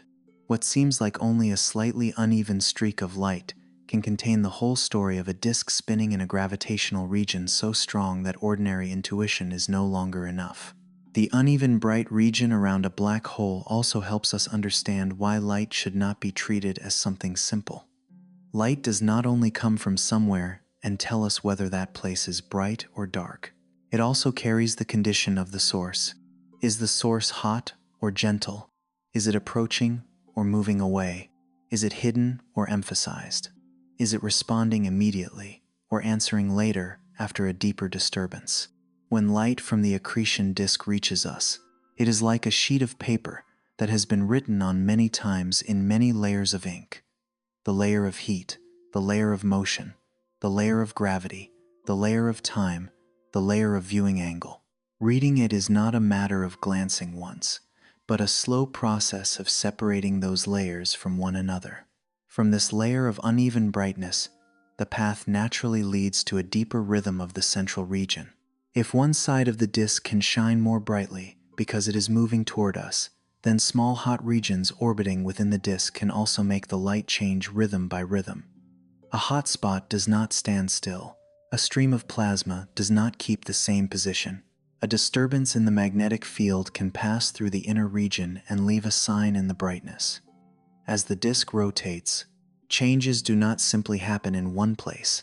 They are carried along by the larger motion, sometimes becoming more prominent, sometimes softening, sometimes appearing first in X-rays, and then leaving another response afterward.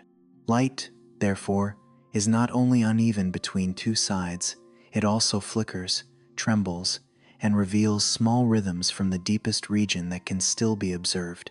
The small rhythms in light around a black hole are not like the rhythm of a broken lamp in a room.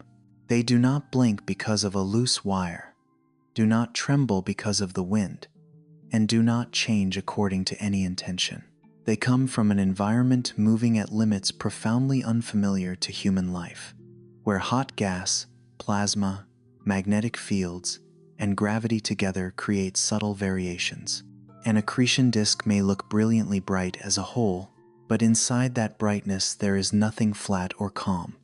It has hotter regions, faster streams of matter, small instabilities that appear and are then carried along by the rotation. And when those changes are strong enough for light to leave the system, telescopes very far away can record them as delicate fluctuations on a light curve. Perhaps that light is more like glowing embers than a great flame. Seen from far away, a bed of coals may look like one warm, even red region.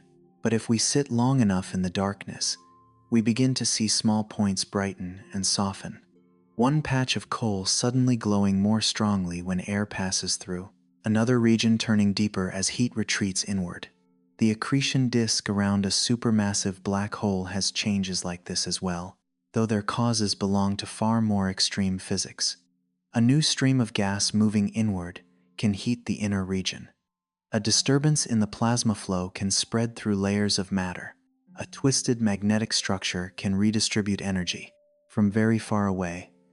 All those motions do not appear as clear scenery, but as rises and falls in light.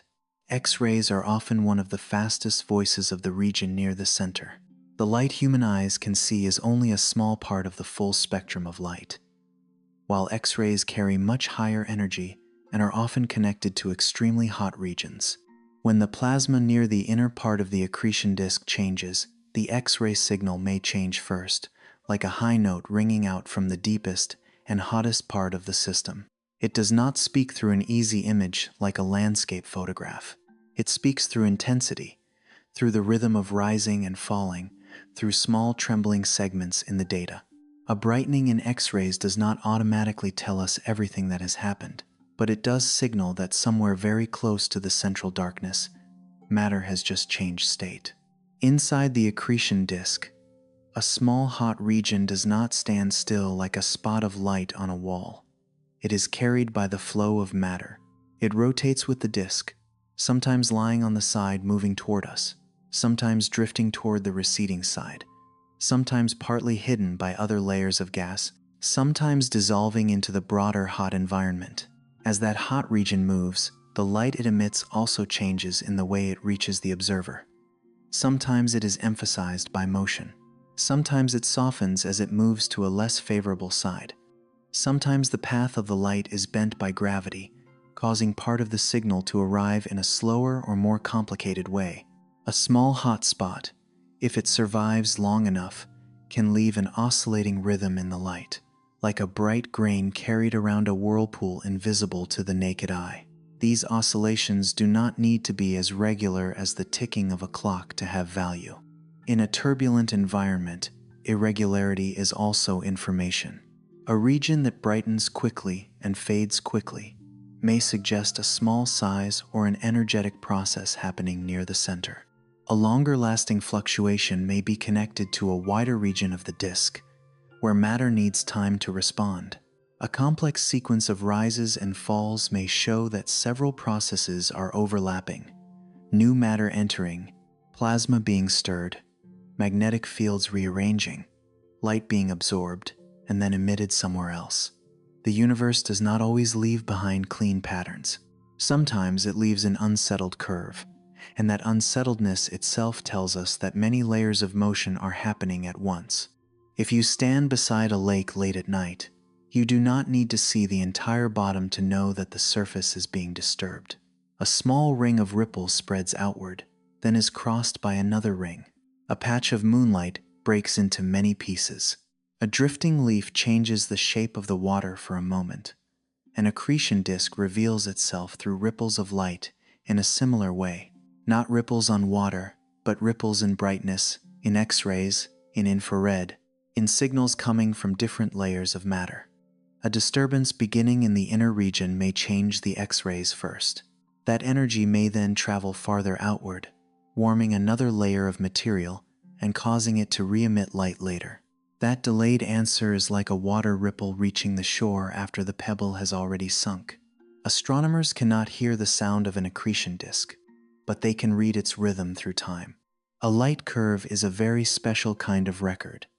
The horizontal axis is time, the vertical axis is brightness, and between those two axes is the small history of a distant source of light. When the curve rises, the source grows stronger. When it falls, the source softens. When it trembles, something inside is changing. An image tells us where the light is in a single moment. A curve tells us how that light has lived through those moments. For the region around a supermassive black hole, this curve can be more valuable than a brilliant scene, because it allows human beings to see motion through the traces of time. Rapid changes in X-rays often lead the imagination toward the region very close to the inner part of the accretion disk, where matter is hot and moving violently. But that deep region does not work alone. Beyond it are wider layers of gas, warmer dust, and regions that may absorb energy and then emit light in another form. When X-rays rise, some of that energy can illuminate the surrounding layers of matter. Those layers do not respond instantly, like a mirror reflecting light inside a room. They may absorb, heat up, and then re-emit according to their own rhythm. Because of this, a signal in another kind of light may arrive later. That delay is not an empty gap. It is the trace of distance, of structure, of the way energy moves through the region around the black hole. Here, time becomes a very soft measuring tool. No one can stretch a tape measure from Earth to the center of a distant galaxy. No one can place measurement marks between the X-ray region and the warm dust around the disk. But light carries those distances within itself through delay. If the inner region brightens first and the outer region answers later, the time between the two signals can suggest the size of the re-emitting region. If the delay is short, the responding region may be closer. If the delay is long, the answering source may be farther away, or the process of energy transfer may be more complex. All of this has to be read carefully, but the principle is beautiful. A place that cannot be touched can still be measured by the lateness of light. A hot region near a black hole is sometimes compared to a very hot veil of plasma around the inner part of the disk. We do not need to imagine it as a clearly shaped crown neatly placed on an object. It is not a piece of cosmic jewelry. It is more like a hazy, hot, energy-rich environment where particles move intensely and can produce X-rays. When that plasma region changes, the signals from it also change quickly. A small disturbance within it can make X-rays fluctuate. A change in how energy is transferred to particles can alter the spectrum of light. These variations are small compared with the size of a galaxy, but they are very large in the reading of the region near a black hole, because they come from a place where light still has time to leave the deepest observable region. Not every rhythm of light has a simple cause. An oscillation may come from a hot region in the disk, from plasma above the disk, from a new stream of matter flowing in, from temporary obscuration by gas or dust, or from several processes at once. Science does not rush to attach a single explanation to each variation. It compares signals, asks whether X-rays change at the same time as other light, whether the energy color changes, whether the event repeats or happens only once, whether the light source is connected to a jet of matter.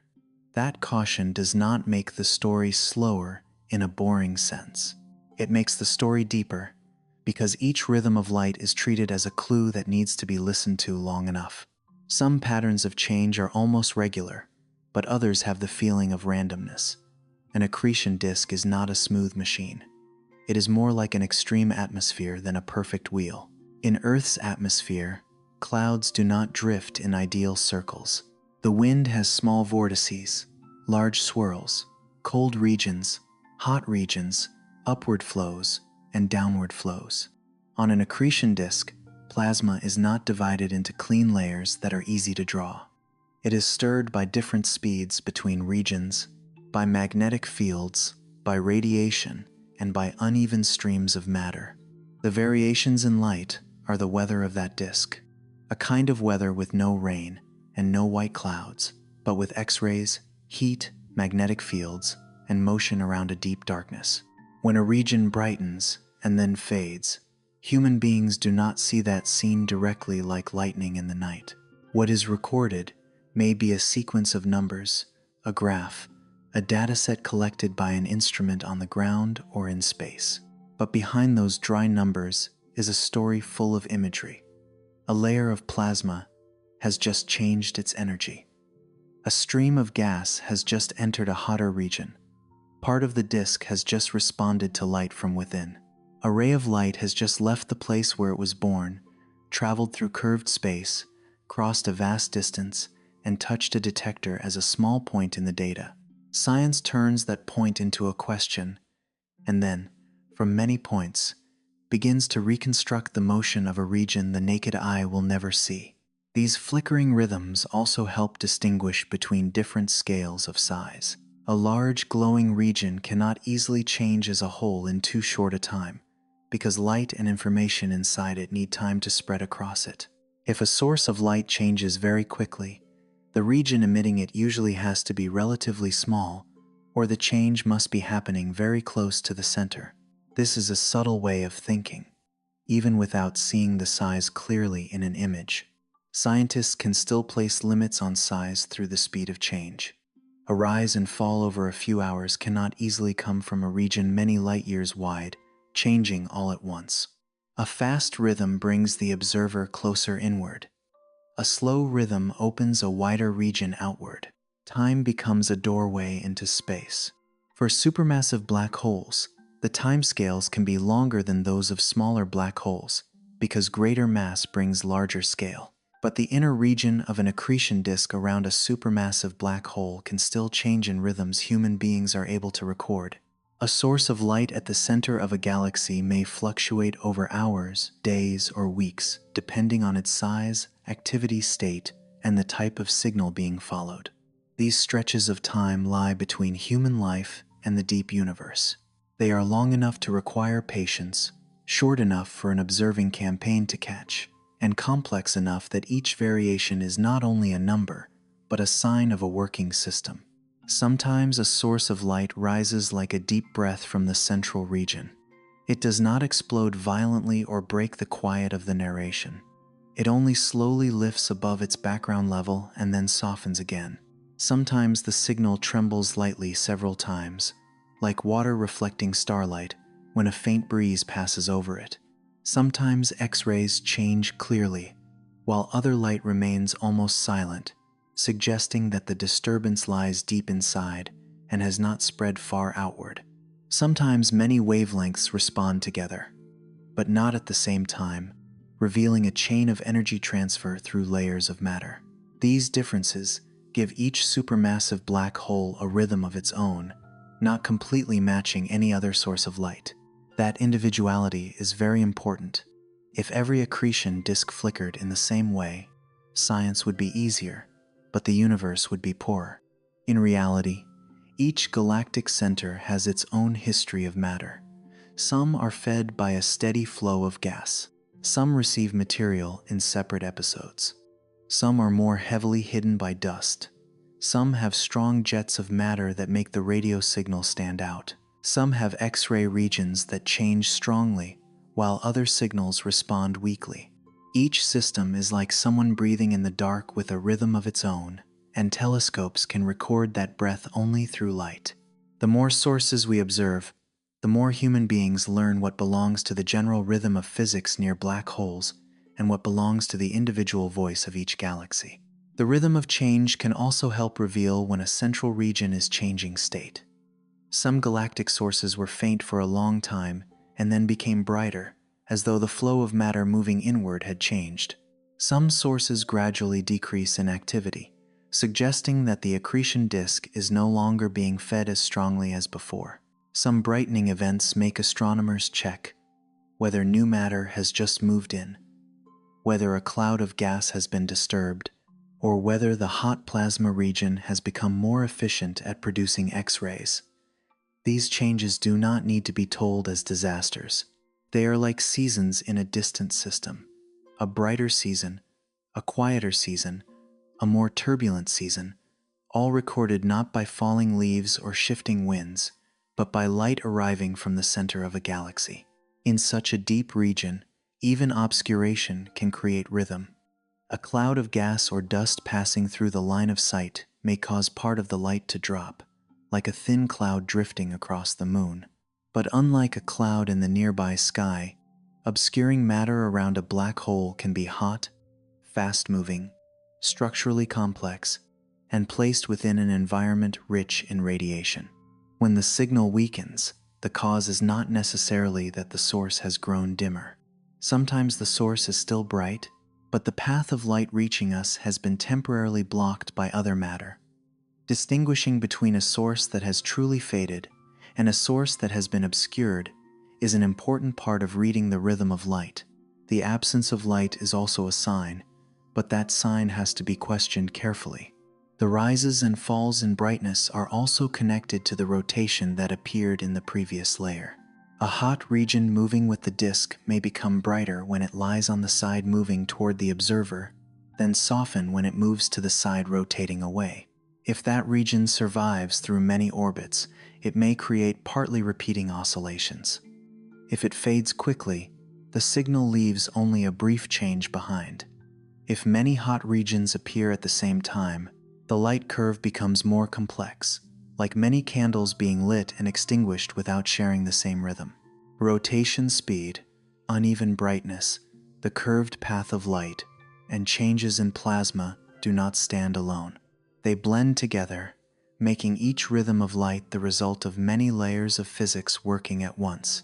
Within that complexity, the listener can keep a simpler image in mind: a ring of hot matter turning around darkness, not as even as a wheel, not as completely chaotic as smoke dissolving in the wind, but somewhere between those two states. It has a general order because it is orbiting the center. It has its own turbulence because gas and plasma are never still. From far away, we do not see each stream of matter, but we see the light changing. Those rhythms are like the uneven breathing of a very distant region of the universe, where every brightening or softening carries a piece of information about what is happening deep inside. This is also where many telescopes become more necessary. An instrument observing X-rays can record the rapid rhythm of the innermost hot region. Another instrument following infrared may see the slower response of dust or more distant layers of material.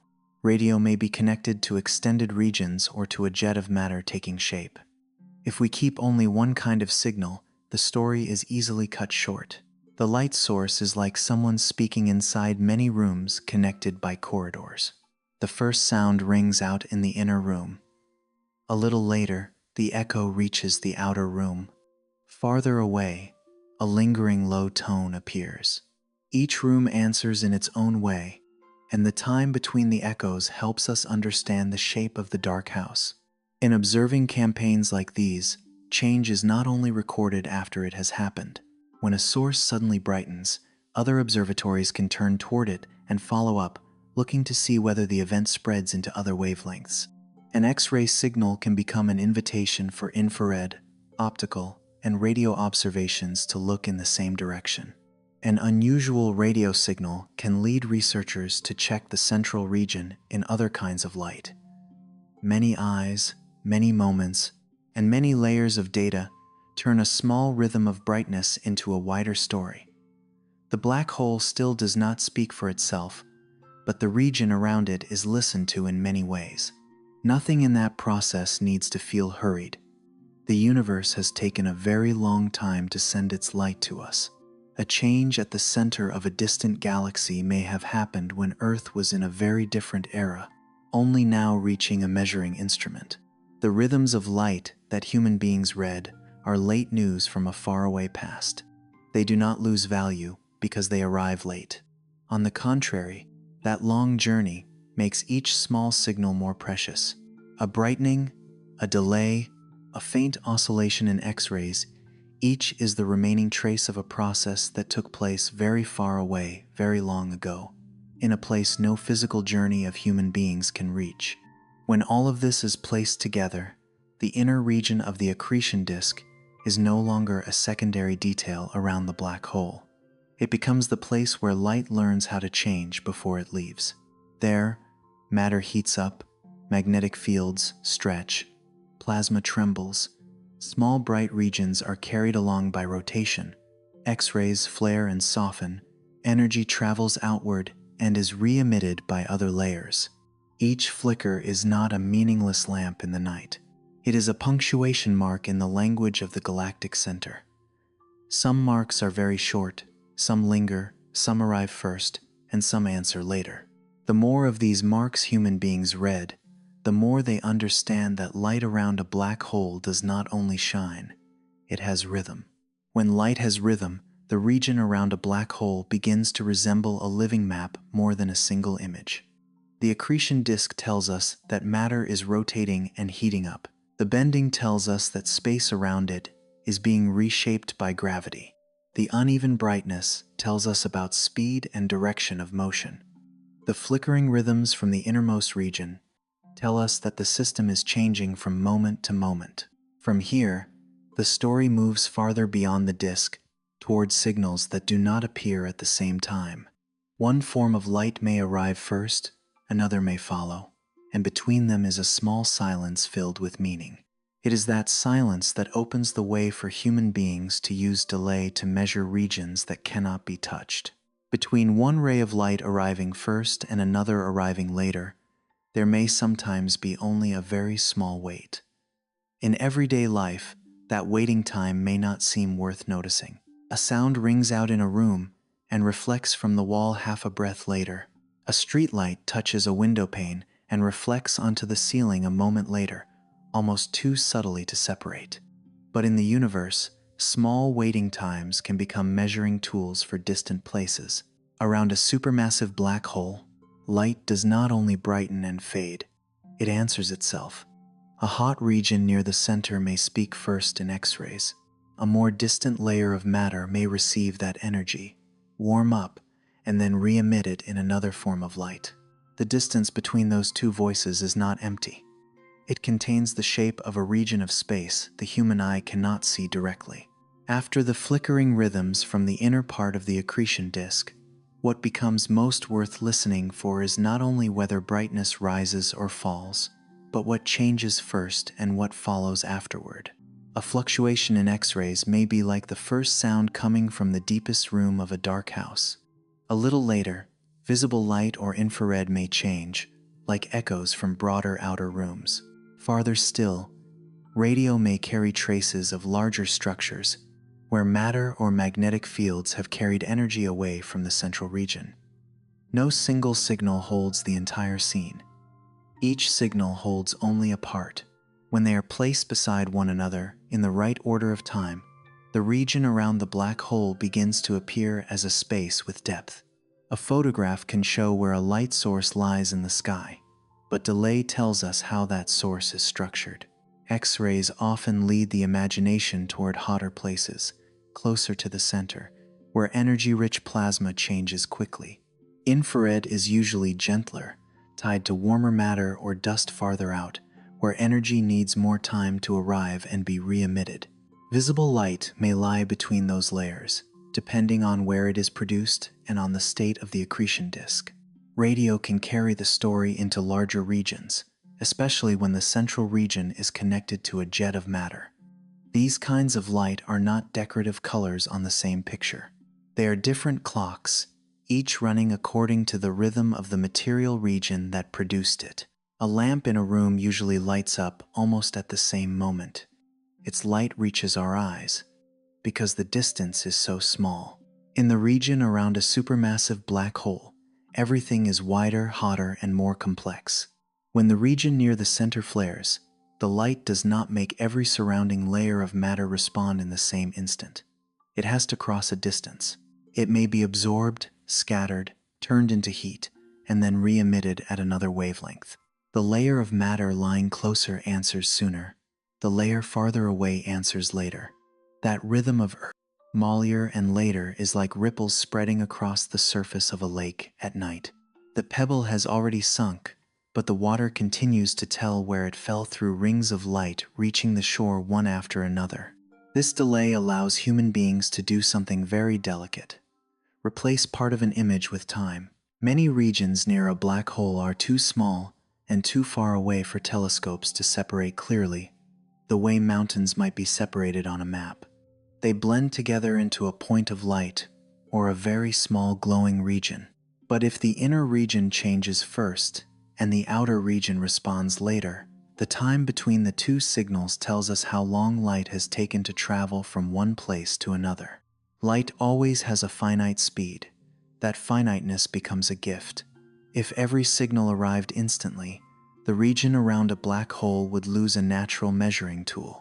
Because light needs time to cross space, delay becomes the trace of distance. This way of reading is like standing in a very dark valley and hearing a bell. The first sound comes from the place where the bell is struck. An echo returns from a nearby cliff. A deeper tone arrives late from a more distant mountainside. The person standing in darkness cannot see the whole valley, but if they listen patiently enough to the echoes, they begin to feel the space around them. The region around a black hole sends back echoes in light. X-rays are often the first strike.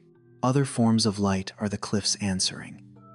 Radio can be the more distant resonance, longer and more drawn out, sometimes connected to matter that has been pushed away from the center. Without seeing the entire structure directly, the observer can still trace its size through the waiting times. The accretion disk does not answer light like a flat mirror. It is hot gas, plasma, dust, magnetic fields, and radiation mixed together in a moving environment. A region that receives energy may not re-emit it in exactly the same form. It changes the form, it softens the signal, it answers at another wavelength. It can turn a sharp disturbance in X-rays into a gentler change in visible light or infrared. That difference is not lost information. It is information translated into another language. Just as a thought can become speech, then an echo, then a faint vibration in a window frame, energy from the region near a black hole can pass through many layers of matter before appearing as a signal that human beings record. Not every delay is easy to read. Sometimes the inner region does not only illuminate the outer region. Its own oscillations can also spread through the disk. Sometimes the change does not begin from one neat point, but from many regions varying at the same time. Sometimes dust obscures part of the light, making the timing and intensity of the signal harder to separate. Sometimes a jet of matter adds radio to the picture, so the farther echo does not come only from the disk, but from a structure that has already reached outward. These things make the data around a black hole unlike a problem with one straight line leading to the answer. It is more like music played inside a space with many rooms, where sound passes through doors, walls, and corridors before returning to the listener in layers. The complexity does not take away the peacefulness of the subject. It makes the light more worth listening to. A signal that arrives late does not need to be told as a dramatic mystery. It only needs to be placed where it belongs. The light has traveled an extra distance, or the energy has needed more time to be absorbed by matter and then re-emitted. A slow change is not always less important than a fast one. It may come from a broader region where the system responds like a large lake rather than a single drop of water. A weak signal is not useless either. If it appears at the right time after a stronger signal, it can become a small echo confirming that the outer region has truly received energy from within. In observations like these, time is no longer just a background flowing behind the event. It becomes part of the instrument. Telescopes collect light, detectors distinguish wavelengths, but repeated observation is what creates depth. One look is only a frame. Many looks in sequence become motion. Many kinds of light followed at the same time become a network of responses. If X-rays rise at one moment, another form of light rises afterward, and radio shows a later delay. The system begins to draw itself through the arrival rhythm of its signals. Human beings do not stand beside the black hole, but light has carried distance to human beings in the form of time. Some regions around supermassive black holes are so large that a signal may take days, weeks, or even longer to produce an observable response in a more distant layer. Other regions near the center are smaller, where the delay can be much shorter. Each timescale opens a different layer of space. A very fast rhythm leads inward, toward the hot, small region near the center. A slower rhythm opens outward, toward the wider disk, warm dust, or extended structure. An active galaxy does not have only one clock. It has many clocks running at once, the fastest near the energy source, the slower ones farther away, and the deeper lingering clock in radio. To hear the whole thing, astronomers have to place those rhythms into the same record. Inside those data is a very beautiful method, using echoes of light to build a map. A source near the black hole changes. The surrounding gas, dust, or disk receives that change and responds. Because light needs time to travel from the source to the responding region, the delay reveals the relative distance. Without separating each region in a sharp image, scientists can still know which region is closer, which is farther away, which responds more strongly, and which is fainter. The map is not drawn with clear borders. It is drawn with lateness. A slower streak of light becomes a farther marker. A faster response becomes a nearer marker. In a region we cannot enter, delay turns into terrain.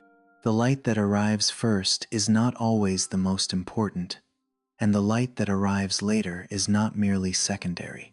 X-rays may begin a period of change, but the response in infrared or visible light shows how the outer material has received and processed that energy. Radio may show that the story has left the disk and entered a larger structure. Each signal is like a witness standing in a different position around the same event. The witness near the center sees the first moment. The witness farther away sees the consequence later. The witness at the outer edge sees the trace stretched out. No one is lying, but no one tells the whole story. The truth lies in how their accounts fit together. Sometimes the signals match beautifully. An X-ray rise appears, then another wavelength rises after a delay that fits the expected size. Sometimes they do not match as expected. The delay is longer, the response is weaker. One region of light changes while another remains almost silent. These differences are not failures. They are places where the universe reminds human beings that the model is still missing something. Perhaps the accretion disk is larger than expected. Perhaps dust or gas is distributed differently. Perhaps the X-ray source is not located exactly where a simple model placed it. Perhaps another region is contributing to the light. These mismatches move science forward because they force observers to look more carefully instead of being satisfied with the first drawing. The rhythm of earlier and later also shows why many telescopes have to work together. An instrument that sees only X-rays can hear the first sound, but may miss the echo. An infrared telescope may see the response of dust, but not know what triggered it. Radio can record the farther resonance, but needs to be connected with changes in the inner region. Optical observations can fill in the middle, showing how the disk or glowing gas responds. Each instrument is like a person holding one piece of the music. Only when the pieces are placed along the same timeline does the rhythm of the region around the black hole become clearer. Time domain and multi-messenger astronomy, then, is not simply the act of collecting as many numbers as possible. It is a way of organizing the listening. A changing source of light should not be seen alone if other kinds of light may also answer. A signal should not be separated from its timing. One wavelength should not be treated as the whole system. In the region around a supermassive black hole, where the accretion disk, hot plasma, dust, gas, and jets of matter may be connected to one another. This coordination helps reduce the risk of misunderstanding. The early signal opens the door. The late signal tells us how large the room behind it may be. The different wavelengths tell us that the walls, floor, doorway, and empty spaces in that room are not all the same. The delay between different kinds of light also gives us a very special feeling for distance. The center of a faraway galaxy may lie beyond any human possibility of travel, but delay makes that place feel a little less absolutely unfamiliar. It tells us that within that small bright region, there are inner layers and outer layers, places that respond quickly and places that respond slowly, matter that is closer and matter that is farther away. A point of light in the sky is no longer only a point of light. It has depth. It has before and after. It has regions answering one another. Light no longer resembles a flat image, but a house with many rooms, each room lighting up a tiny beat after the one before it. In the region around a black hole, some delays belong to the path of light. Some belong to the way matter processes energy, and some come from the way disturbances travel through the disk. These three layers can blend together. One signal arrives late because it was emitted from farther away. Another signal is late because matter needs time to heat up. Another change is delayed because a disturbance has to move through the plasma flow. Reading a delay, then, is not a matter of measuring one distance and reaching a conclusion.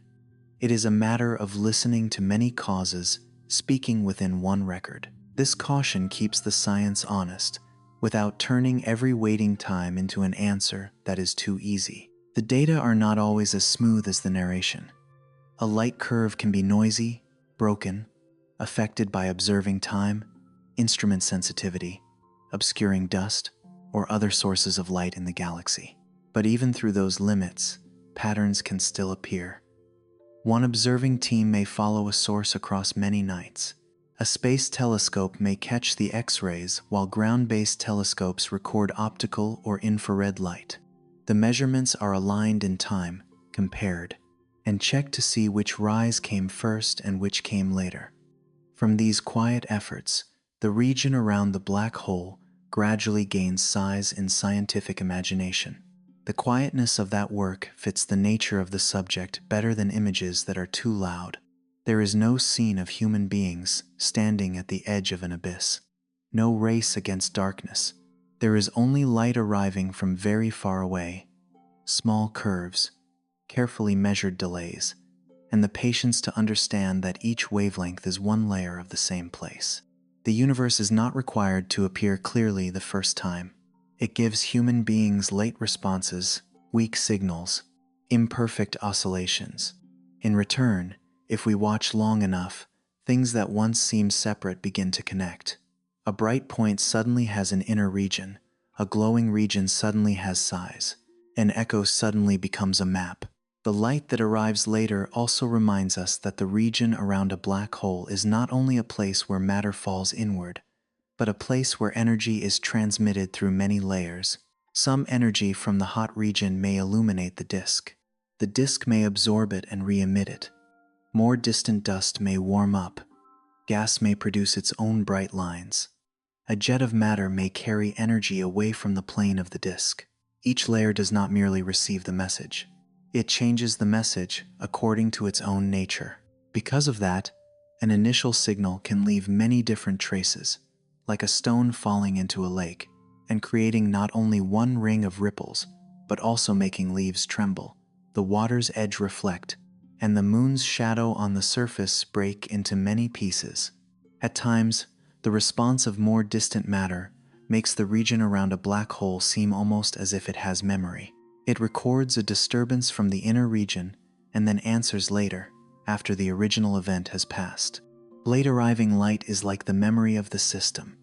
It says that this place once brightened, that energy once passed through, that a layer of matter once received a signal from deeper inside. Even though human beings observe from very far away and very late, they can still recognize a small past within the larger past of the light. An X-ray left its source.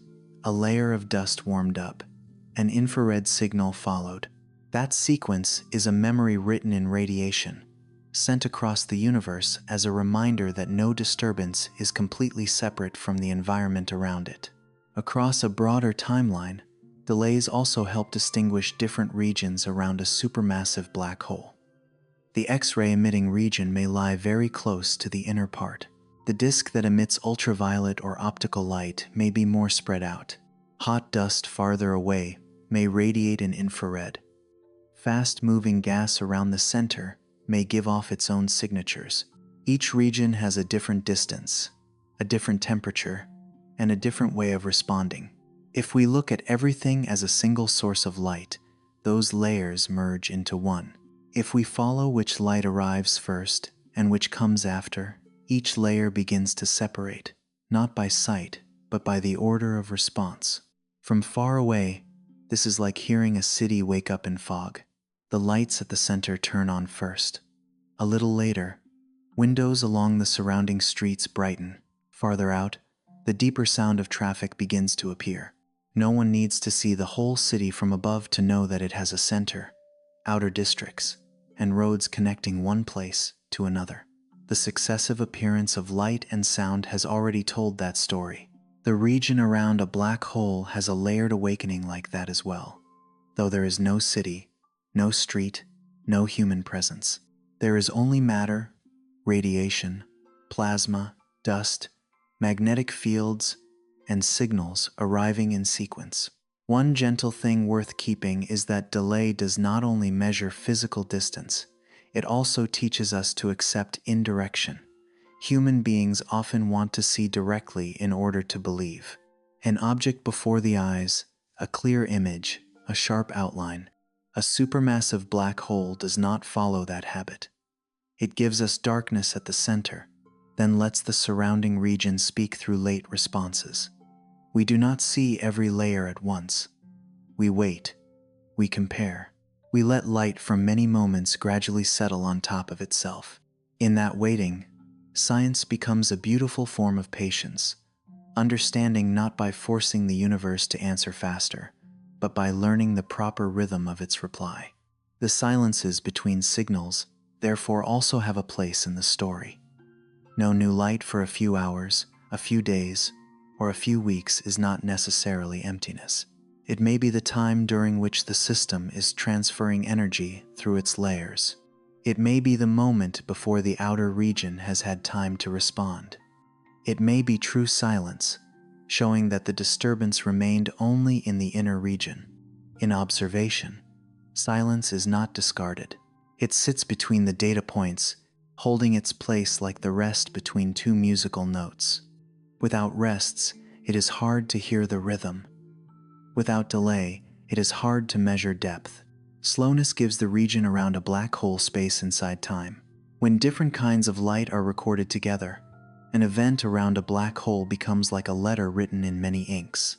X-rays write with a sharp, fast stroke. Optical light writes with a broader line. Infrared keeps the warmth of dust and more distant matter. Radio stretches outward into larger regions, where energy may have traveled far from the original source.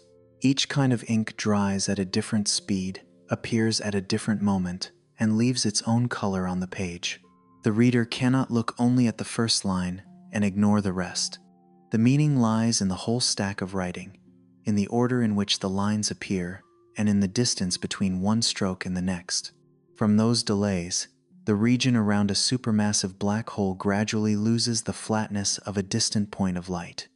It has an inside and an outside. It has places that are hot and close, places that are warm and far, places that answer quickly, places that hold energy and respond slowly. There are regions connected to the disk, regions connected to dust, and regions opening into jets of matter. None of it sits still, so that human beings can understand it with a single photograph. It appears through successive change. A dark region at the center makes matter shine. A bright region emits a signal. A signal reaches another region. That other region answers.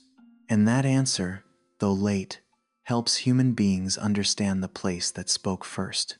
The longer we follow it, the more the light around a black hole resembles a conversation rather than a solitary call.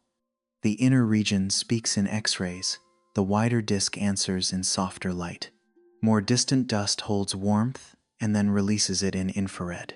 Radio structures may resonate from even wider regions. The answers are not always clear, and the listener is not always certain who is speaking to whom, but the connection gradually appears through time. That is the beauty of multi-wavelength observation. It does not turn the universe into a colorful picture simply for visual pleasure, but turns the colors of light into different witnesses of the same deep region. From here, the light that arrives first and the light that arrives later lead the mind beyond the accretion disk alone. If energy can travel from the inner region to the outer layers, it can also be connected to streams of matter reaching away from the plane of the disk. Some supermassive black holes are recognized not only by the bright swirl around their centers, but also by thin, long jets of matter launched in a direction close to the rotation axis. These jets are not the part falling into darkness. They are signs that the region around a black hole can organize plasma and magnetic fields into streams that move far outward. After the echoes of light, another image begins to open, not only delayed signals answering around the disk, but also flows of energy leaving the galactic center, carrying the story from the region close to the black hole into wider space. After the very small delays between X-rays, infrared, and radio, the region around the black hole begins to reveal another direction of motion. Light does not only tell us about matter swirling in the accretion disk, and not only about layers of gas answering one another through time. In some supermassive black holes, part of the energy does not remain inside that bright disk. It is gathered, directed, and launched away from the central region as very narrow, very long jets of matter, stretching through space like two thin strokes of light emerging from the heart of the galaxy. That image can easily feel paradoxical. Black holes are often remembered as places where matter is pulled inward, while jets of matter move outward. But that outward flow does not come from inside the dark region. It is not something that has fallen too deeply and then returned. It forms in the outer region, where matter still remains in the accretion disk, where plasma can still shine, and where magnetic fields can still guide charged particles. Some matter gradually moves toward the center. Some energy escapes as light, and under the right conditions, some plasma is drawn into narrow streams launched out near the rotation axis of the system. If the accretion disk is like a bright river surface swirling around darkness, then the jet is like two very fine streams of vapor rising from that surface. They do not spread evenly in all directions like an explosion. They do not drift everywhere like smoke in the air. They have direction. That is what makes them special. In the hot plasma around a black hole, charged particles do not move with complete freedom. Magnetic fields can be stretched and twisted by the flow of matter, creating preferred paths. Those paths are not real rails, but they can guide plasma into narrow streams, allowing part of the energy to leave the central region in two opposite directions. Jets of matter do not always appear clearly. Some supermassive black holes have bright accretion disks but weak jets. Some systems have strong jets, but their orientation is not favorable for Earth to see them clearly.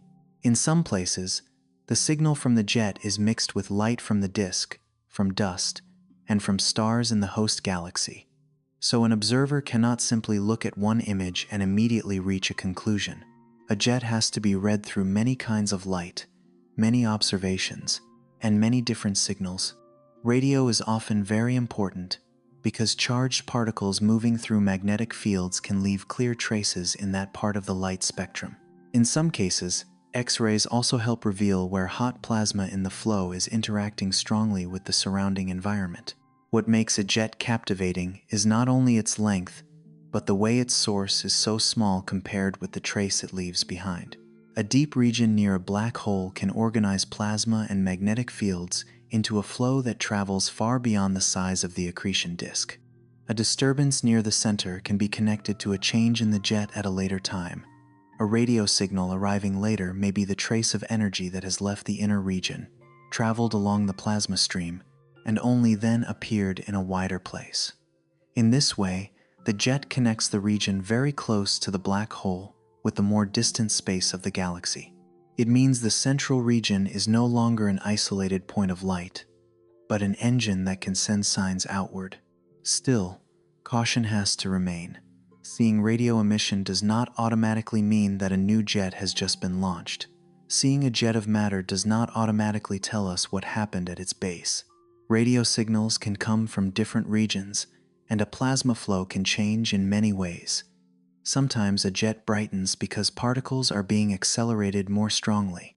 Sometimes a region in the jet meets the surrounding environment and forms a bright knot. Sometimes the viewing angle makes the jet stand out more, like a very distant flashlight accidentally pointing almost toward Earth. Each sign has to be placed beside X-rays, infrared, visible light, and previous observations, so that one small piece is not turned into an answer that is too large. Jets of matter also keep the connection with the delays that appeared earlier. A disturbance in the region close to the black hole may change the X-rays first. Matter in the disk or dust farther away may respond later, and radio from the outward flow may appear like an even more distant echo. Not every system works in a clean sequence, but the idea is beautiful. Light around a black hole does not arrive all at once, because the emitting regions are not in the same place, not at the same temperature, and not driven by the same mechanism. A distant source of light can be like a house with many rooms in the dark. The inner room rings first, the outer room answers later. A long hallway holds the sound a little longer. A jet of matter is a very distant hallway, carrying the story out from the central region. At the base of the jet, everything is still tightly connected to the accretion disk. The disk supplies hot matter and rotational motion. Magnetic fields pull plasma into directed structures. The region near the center creates X-rays, oscillations, fast rhythms of light, and variations that are difficult to separate. Farther out, the jet becomes easier to recognize in radio because it has expanded enough to leave an extended trace. What human beings see clearly at a distance is often only the later part of a process that began in a region that is very hard to observe. A long radio streak may be the extended shadow of deeper motions, where the disk, magnetic fields, and plasma met near the black hole. There is no need to imagine a jet as a violent spectacle in order to feel its strangeness. The strangeness lies in its direction. Around a black hole, matter can spiral inward, light can be bent, signals can arrive earlier and later, and then part of the energy can be carried outward in a stream.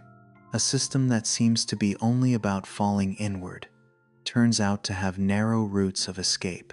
The darkness at the center still does not shine by itself, but the region around it can create a bright disk, rhythms of change, echoes of light, and even streams of plasma reaching away from the galactic center. In the data, a jet is not a simple straight line. It can have brighter regions, dimmer regions, narrow sections, wider sections, and signs of change over time. A bright knot in the jet may show that plasma is being compressed or that particles are being accelerated. An extended radio region may show that energy has traveled far from where it was first released. A rapid change may come from a small region inside the jet where particles are moving with great intensity. Each detail is like a small mark along the long road of plasma. The observer cannot follow that flow with the body, but light from it allows each section to be reconstructed with patience. From Earth, telescopes see a jet of matter as a very distant stroke of drawing.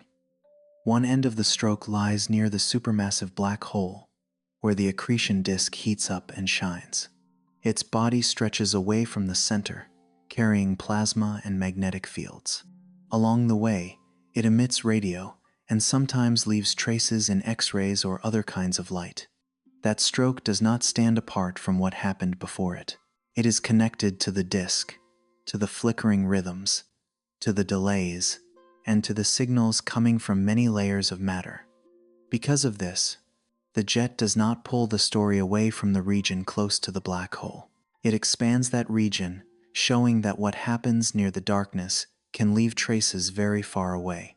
After that outward flow, another stream brings the mind back closer to the center. Not all matter around a black hole comes from gas and dust flowing steadily through the accretion disk. Sometimes, a star passes too close.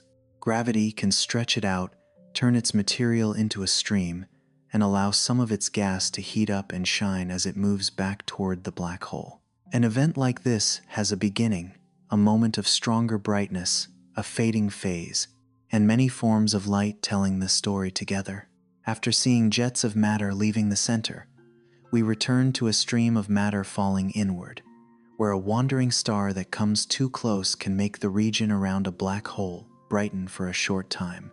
After the streams of plasma reaching away from the galactic center, the gaze returns closer to the bright region around the black hole. Matter does not always enter there as a steady flow of gas. Sometimes, the universe places into that scene a shorter, clearer event, one that is easier to follow through time, a star passing too close to a supermassive black hole. It does not need to plunge straight into the darkness to create a meaningful signal. If its path comes close enough, gravity can disturb the balance that has kept the star round and whole for millions or even billions of years. An ordinary star is a mass of hot gas held together by its own gravity, while also being supported by pressure from within. For most of its life, it has a fairly stable shape, like a glowing sphere holding itself together in space. But when it enters the region near a supermassive black hole, that stability can be challenged by a difference that is very simple and very powerful. The side closer to the black hole is pulled more strongly than the side farther away. If that difference becomes large enough, the star is no longer pulled as one unified body. It is stretched in the direction of the black hole. and its material begins to separate into a stream. That scene does not need to be told as a loud catastrophe. In science, it is already strange enough when viewed slowly. A sphere of starlight, once stable in its own orbit, is suddenly drawn out into a glowing ribbon of gas. Material from one part of the star may be carried toward the center. Another part may be pushed farther away or escape onto a different path. What remains bound does not fall in immediately.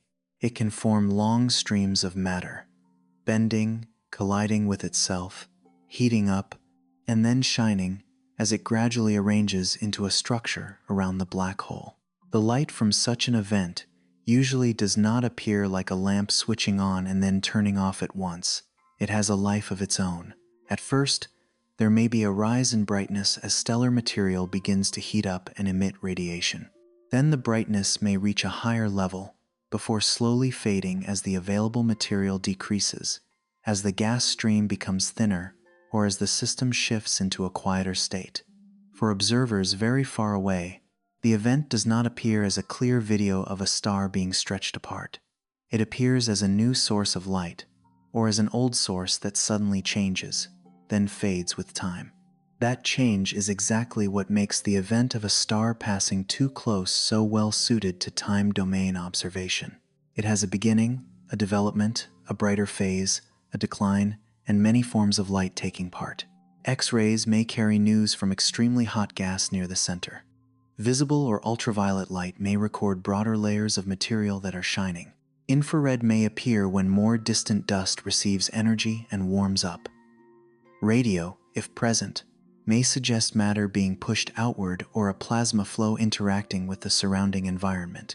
Not every event contains every signal, but when many kinds of light are followed together, the story becomes deeper than a simple brightening. There is beauty in the way these events open. A supermassive black hole may have been faint for a long time. The galactic center may not have shown strong activity. Then a star passes too close, and for a short time on cosmic scales, that place brightens. Not because the black hole shines by itself, but because stellar material has been brought into an extreme environment where motion, collision, and heat allow light to escape. A once quiet center suddenly has a voice in radiation. Then that voice softens, leaving behind a light curve like the trace of a wave that has passed across the surface of a lake at night. The important point is that not every brightening at the center of a galaxy comes from a star being stretched apart. The region around a black hole has many ways to change. The accretion disk can oscillate. A new stream of gas can move inward. Dust can obscure a source and then reveal it again. A jet of matter can change. So when a source of light suddenly flares, astronomers have to read it very carefully, whether the light rises quickly or slowly, how the color changes, whether the X-rays are strong, whether infrared arrives late, whether radio appears, and what rhythm the fading follows. An event caused by a star passing too close is recognized more clearly only when these signs fit together. The stream of matter from the star also does not simply become a round disk at the beginning. It may be stretched into a long ribbon, and part of it may return near the black hole along different orbits. When streams of gas meet, they can collide, heat up, and shine. Some regions may obscure others. Part of the energy may be emitted early, while another part appears later. Because of this, the light from the event is not always smooth. It can have ripples, color changes, and responses that do not occur at the same time across different wavelengths. In that imperfection, human beings find information about how the star's material was distributed after its close passage. This event also reminds us that supermassive black holes are not studied only when they are continuously active. Even a relatively quiet black hole can reveal itself when its surroundings change. A star passing too close is like a bright leaf being drawn into a deep current. The current was already there, but the leaf makes the swirl visible for a while. When stellar material shines, the galactic center gains a temporary source of signals for human beings to read. After the material thins and the light weakens, the system may return to a quieter state, but the data have preserved the process, like a short diary entry of the black hole. Events like these do not happen often in any single galaxy, because a star has to pass through the region that is close enough.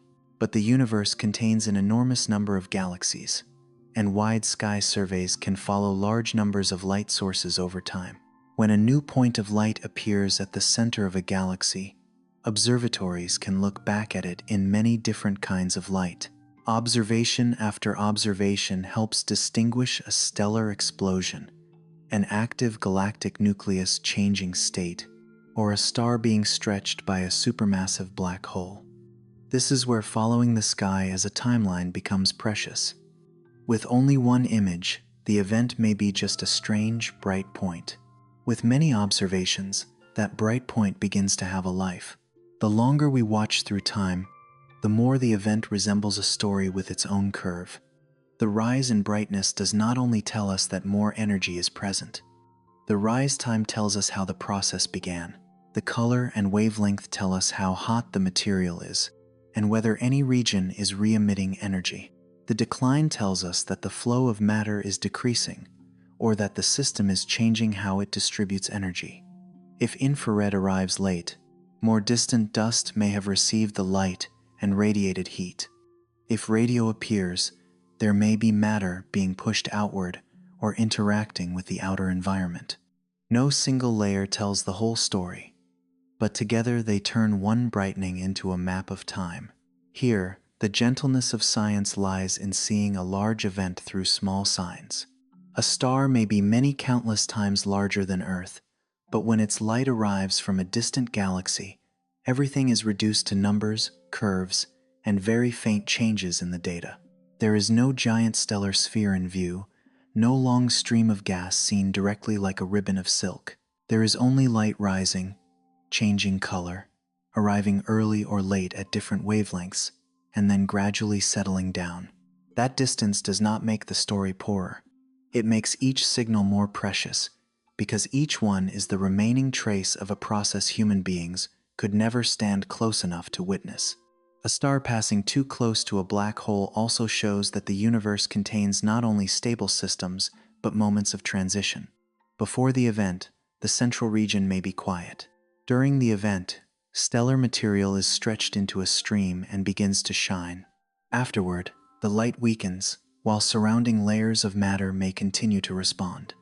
That moment is like a door opening briefly, allowing human beings to see how a black hole interacts with new material. When the door closes, the data remain, and from those data, scientists can learn more about the black hole's mass, the environment around it, how matter is heated, and how light passes through many layers before reaching us. There is no need to make the event frightening in order to keep the listener close. The truth is already deep enough. A star can remain stable for a very long time, and then, because of a single passage too close to the central region, it leaves a temporary streak of light in the history of a galaxy. That light is not the cry of the star, and not a warning from the black hole. It is the physical trace of gravity, motion, heat, and time. It shows that black holes are recognized not only through what has disappeared, but through what still manages to shine on the way into a deeper region. After jets of matter moving outward and stars moving inward, the region around a supermassive black hole appears as a place where many flows coexist. Gas in the accretion disk spirals inward. Light leaves along curved paths. Signals arrive early and late across many wavelengths. Plasma can be guided outward into jets of matter, and sometimes a wandering star becomes a temporary source of material, causing the galactic center to brighten and then settle down. None of these flows is meaningless chaos. They are different ways for the dark region at the center to leave traces in the observable universe. When the event fades, what remains is not only a weaker source of light. Understanding remains. The recorded light curve remains. The comparison between X-rays, infrared, visible light, and radio remains. A moment remains in which the universe showed what happens when new matter is brought close to a supermassive black hole. From there, observers do not simply see one brightening and forget it. They place it into the larger picture of the galactic center. The accretion disk, the jet of matter, the delay of light, hot plasma, more distant dust, and the changes that only time-based observation can preserve.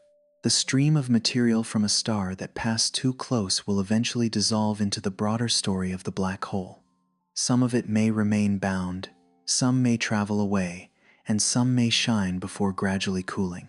The event ends, but the way human beings read it opens a more important idea. The region around a supermassive black hole is not a fixed scene. It is a place with history, with periods of quiet, bursts of brightness, delayed responses, inward flows and outward flows. From here, observation is no longer only about capturing a beautiful moment, but about reconstructing the map of an entire system through time, light, and very small changes that still manage to reach Earth. When a brightening at the center of a galaxy settles down, the light is no longer as strong as before, but its story is not over. The observations remain. The moment the source began to rise, the moment it reached a brighter level, the moment it slowly faded, and the moment other wavelengths answered in their own rhythm. X-rays, infrared, visible light, radio, each one leaves behind a piece of the trace. If each piece is viewed separately, they may look like small and disconnected signals. When they are placed in the right order of time, they begin to reveal a region of space that human beings cannot see directly. An ordinary map needs lines, coordinates, and clear distances. A map around a supermassive black hole is not drawn in that way. No spacecraft flies close to the accretion disk to measure every layer of gas. No camera is placed beside the hot plasma region to watch each bright spot drift by. Everything has to come from light that has left that place, crossed curved space, traveled across a very long distance, and touched an observing instrument on Earth or in orbit. That map is not drawn with ink, it is drawn with time. Time tells us which region responds first and which region answers later. A change in X-rays often points to a very hot region, very close to the center. A slower response in infrared may come from dust or warm matter farther away. Radio can stretch the story into larger regions, where plasma or jets of matter leave longer traces. These signals do not arrive at the same time because they do not come from the same place, the same temperature, or the same mechanism of emission. The waiting time between them is not empty. It is a sign of depth. Light needs time to travel from the inner region to the outer region. When the region near the black hole brightens first, more distant layers of matter may receive that energy, warm up, and then emit light later. That delay helps observers estimate whether the re-emitting region is near or far. If the response comes quickly, that region may be closer to the original source. If the response comes slowly, it may be broader, farther away, or the process of absorbing and re-emitting energy may be more complex. Even though human beings cannot stretch a measuring tape across the center of a distant galaxy, they can still use the lateness of light to sense the size of the region around the black hole. The region around a black hole is therefore like a dark house with many rooms. The innermost room is hotter, changes more quickly, and sends out a sharper signal. The rooms outside answer more slowly and more gently. A long hallway may lead to radio, where the echo lasts longer and arrives later. The person outside cannot see the doors, walls, or corridors. But if the first sound rings out in the deep room, and then answering sounds arrive one after another from farther places, the shape of the house begins to appear in the imagination. Light around a black hole opens itself in that same slow way. Light curves are important strokes in that map. A curve that rises and falls shows that the source has gone through a period of activity. A slight trembling may suggest turbulent plasma. A fading episode may mean that the source has weakened, or that gas or dust has temporarily obscured it. A delayed infrared signal may mean that more distant dust has been warmed. A later radio sign may be connected to an outward flow of matter. No single curve tells the whole story, but each curve adds a line to the larger picture. This map also needs many colors. in the scientific sense. X-rays mark hot and rapid regions. Infrared preserves traces of warmer matter or more distant dust. Visible light helps connect the layers in between. Radio can reveal broad structures, especially when a jet of matter becomes part of the story. If we look at only one kind of light, the region around a black hole is easy to understand too narrowly. When many wavelengths are placed beside one another, a distant point of light begins to have inner layers, outer layers, places that arrive first, places that answer later, inward flows, and outward flows. Care is essential here. A delay can speak of distance, but it can also be affected by the way matter absorbs and re-emits energy.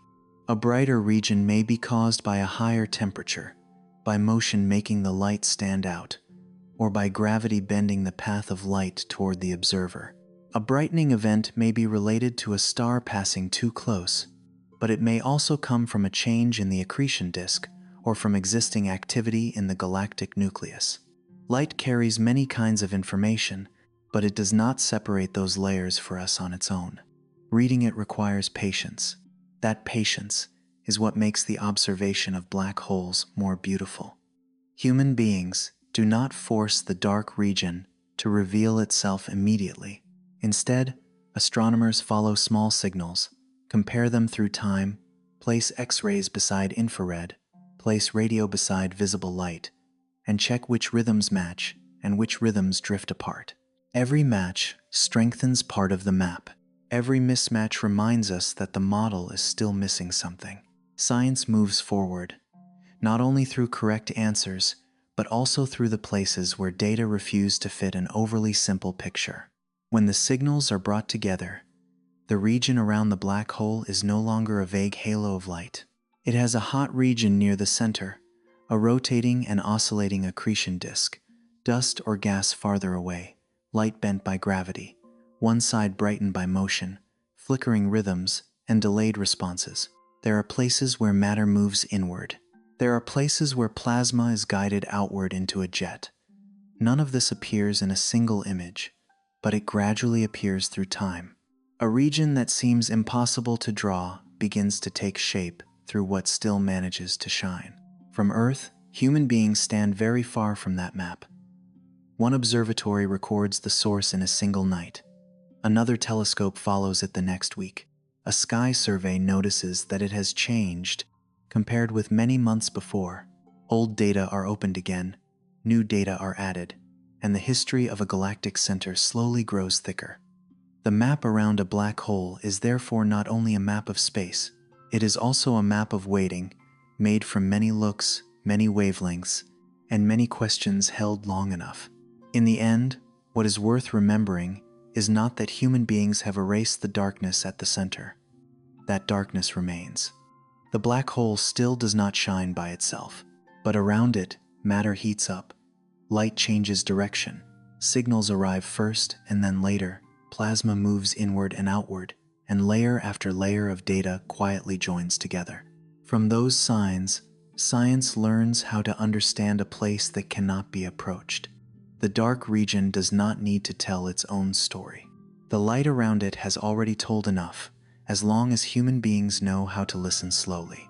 A map drawn by light around a black hole never appears complete at the beginning. It is like a landscape seen through a thin mist. Some outlines are already clear, some regions are only faintly colored, some places brighten enough to reveal their shape, and others still remain sunk in darkness. After many observations, human beings know that the region near the center is hotter, that the accretion disk rotates and oscillates, and that light can arrive earlier or later at different wavelengths. But between those known things, many layers are still hidden, and those hidden layers are what keep the region close to a supermassive black hole from becoming a simple picture. Dust is one of the most familiar veils in the universe. It is not like dust on a tabletop, something that can simply be wiped away. Interstellar dust is made of very small grains, lying within vast clouds of gas, able to absorb strong light from the central region, and then radiate it again in infrared. A very hot source of light near the black hole may be active deep inside, but its light does not travel straight outward unchanged. Part of it is held back. Part of it is transformed into a gentler form. Part of it arrives late, like warmth remaining after a flame has disappeared behind a curtain. So when infrared appears, it does not only tell us that warm dust exists, it also suggests that behind that dust, stronger energy once passed through. Gas has its own way of hiding things. Some thin clouds of gas only change the light slightly. Thicker regions can make it harder for X-rays from near the center to escape. In some places, gas does not block the light completely, but only weakens the signal, makes it ripple, or changes its color in the scientific sense. A drop in brightness does not necessarily mean the central region has truly softened. Sometimes it only means that a layer of matter has moved across the line of sight. Like a cloud passing in front of the moon. The moon is still bright, but to the eyes of someone on the ground, it appears dimmer. Near a black hole, that cloud is not gentle like water vapor in the night sky. It may be hot gas, dust, plasma, or structures moving very quickly around the central region. Viewing angle also changes the picture. An accretion disk seen from nearly above can feel fairly round and balanced. The same disk, if seen at an angle, will reveal its asymmetry more clearly. One side shines strongly because it is moving toward us, while the other side appears softer because it is moving away. Light from the far side may be bent around by gravity and appear in an unexpected position. A jet of matter, if aimed nearly toward Earth, can appear bright and strongly variable, while a jet moving across our line of sight may appear as a longer structure on a radio map. The object does not need to change its nature. A different viewing direction is enough to change the story of the light. This makes each supermassive black hole feel like a room seen through only one window. We are not free to walk around it and look from another side. Earth occupies a certain position in the universe, and the light reaches us from that exact angle. If the window looks toward the bright face, the room may seem clearer. If the window is partly covered by a curtain, we have to infer more from the narrow streaks of light that slip through. If the light in the room is reflected through a curved mirror, the image may be stretched or shifted. The observer is not only reading the object, but also reading the way the object is seen from where we stand. Distance makes every detail even more fragile. A large disturbance at the center of a galaxy, after crossing a very long stretch of space, may remain only as a small change on a light curve. A hot plasma region near the black hole may produce strong X-rays, but by the time that signal reaches a detector, it has to compete with noise, background light, and the limits of observing time. Light from stars in the host galaxy can mix with light from the central region. Dust can make the source appear redder or dimmer. Data, then, are not like a perfectly transparent window. They are more like glass with mist, streaks of water, and reflections from the room behind the viewer. This is why a single signal is rarely enough to hold the whole story. A source that suddenly brightens has to be looked at again in many ways. Did it brighten quickly or slowly? Did it become hotter? Or did it simply stand out more at one wavelength? Did X-rays appear with it? Did infrared arrive late? Did radio change? Was the central region previously very active or relatively quiet? These questions do not make the story heavy if they are placed in the right rhythm. They simply show that light around a black hole is like a narration interrupted by distance and dust, something that needs to be listened to many times before the main voice can be understood. Sometimes the data are beautiful because the signals fit together. A rise in X-rays comes first, infrared answers later, and radio changes slightly at a later moment. Then the layers of matter around the black hole seem to speak one after another. But there are also times when things do not follow prediction. X-rays change, while infrared remains almost silent. An infrared source warms up, but the X-ray region is unclear. Radio appears, but its connection to the accretion disk is source warms up, but the X-ray region is unclear. Radio appears, but its connection to the accretion disk is uncertain. These mismatches do not make the data less valuable. They are like roads not yet drawn on a map, reminding us that the region around a black hole is not built according to a simple pattern. This uncertainty is a very natural part of science. It is not confusion, and it is not a weakness of observation. When the object is distant, small, obscured, shaped by strong gravity, and moving rapidly, it is almost unavoidable that light will carry many meanings at once. A brighter region may be hotter, or motion may be concentrating the light toward the observer. A delayed response may speak of distance, but it may also contain the time matter needed to absorb and re-emit energy. A long radio streak may belong to a jet of matter, but its base still has to be connected with other signals closer to the center. To avoid becoming lost among many possibilities, human beings use models like a small lamp carried through the night. That lamp does not illuminate the entire forest, but it helps us see a few steps ahead. A model may place the accretion disk at a certain tilt, place the hot plasma region near the center, calculate how light might be bent, and estimate how long more distant dust would take to respond. If the data fit, that path is kept a little longer. If they do not, the lamp turns toward another route. Nothing has to be forced to make the universe match the first idea. The data always have the right to slow human thought down. In that slowing, the beauty of observing black holes becomes softer. It is not the beauty of a large answer announced too quickly. It is more like the beauty of watching a blurred image gradually become clearer after the glass has been wiped many times, even though the glass never becomes completely transparent. Each additional observation reveals another layer. Each different wavelength gives another region a voice. Each measured delay suggests another distance. Sometimes a layer of dust, a difficult viewing angle, or a weak signal means everything has to wait longer. But that waiting is not useless. It keeps understanding from going beyond what the light truly allows. The region around a supermassive black hole is therefore not a puzzle solved by one famous image. It is a place understood gradually through many small signs. The accretion disk tells us that matter is heating up and orbiting darkness. Bent light tells us that the space around it is no longer flat in the ordinary intuitive sense. Uneven brightness speaks of speed.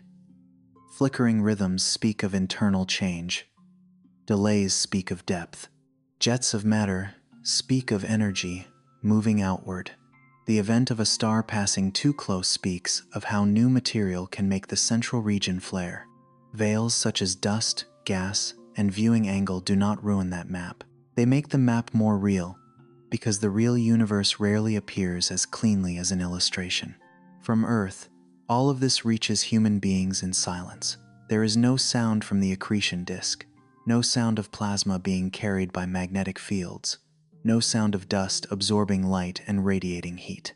There is only data being recorded, compared, tested, and quietly added to the larger picture. One part brightens, one part is obscured. One signal arrives late, one wavelength does not answer. A model has to be revised. Small acts like these allow understanding to grow, not loudly, but steadily. Perhaps the most important thing to keep is that light around a black hole does not only show what we know, it also points toward what we do not yet know. A dust-obscured region leads human beings toward infrared. A weak X-ray source demands longer observation. A strange radio signal makes researchers look again at the base of a jet of matter. A delay that does not match forces the map to be redrawn. Each limit opens another way of seeing. Each veil makes the light that still escapes more valuable. And because of those limits, science does not turn the black hole into an image that is too easy to understand, but keeps it as what it truly is. A deep region of the universe, difficult to read, layered, but not completely silent. As long as the map still has blank spaces, the observing journey continues. New telescopes may see with greater sensitivity. Wider sky surveys may catch more episodes of change. Observations across many wavelengths may place additional markers in regions that are still faint. But even before everything becomes clearer, light has already done something immense. It has shown that the darkness at the center does not erase the whole story. Around that darkness, there is still matter, motion, heat, magnetic fields, dust, plasma, signals that arrive first and signals that arrive later. Some things remain hidden, but there are enough traces for human beings to keep listening, more slowly and more precisely. After the layers of dust, gas, and viewing angle make light harder to read, what remains is not a dead end. On the contrary, precisely because the region around a supermassive black hole does not reveal itself easily, human beings have learned to see it with more than one pair of eyes. One telescope can hold only part of the story. One kind of light opens only one layer. One observation is like a very small sound in a wide room. But many views, many wavelengths, and many intervals of time placed beside one another can make signals that once seemed separate begin to connect. Some telescopes are made to see X-rays, where hot gas near the central region leaves fast, sharp signs. Other instruments look in infrared, following light that dust has absorbed and then re-emitted more gently. Radio listens to larger regions, where jets of matter or plasma moving through magnetic fields can leave extended traces. Visible and ultraviolet light help connect the layers in between, where the accretion disk, glowing gas, and the host galaxy all contribute to the signal. No window is wide enough to see everything. But each window, if opened at the right time, gives another part of the dark room. The important thing is not only to look with many kinds of instruments, but to look at the same change. A source of light at the center of a galaxy may rise in X-rays, then days or weeks later leave a trace of warmth in infrared. A radio signal may appear later, as if a flow of energy has traveled far from the inner region. A brightening in visible light may lead astronomers to return to older data to see whether that region was once quiet or had already shown signs of activity. When many observations are placed onto the same timeline, light is no longer a set of separate fragments. It begins to have before and after, cause and response. There is something strange in the way the universe allows human beings to understand places they can never reach. The closer we come to a black hole, the more easily intuition loses its usefulness.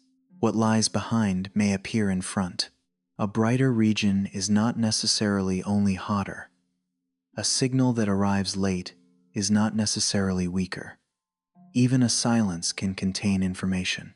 Everything has to be read slowly, like an old manuscript blurred by water, where every surviving line only gains meaning when placed beside the others.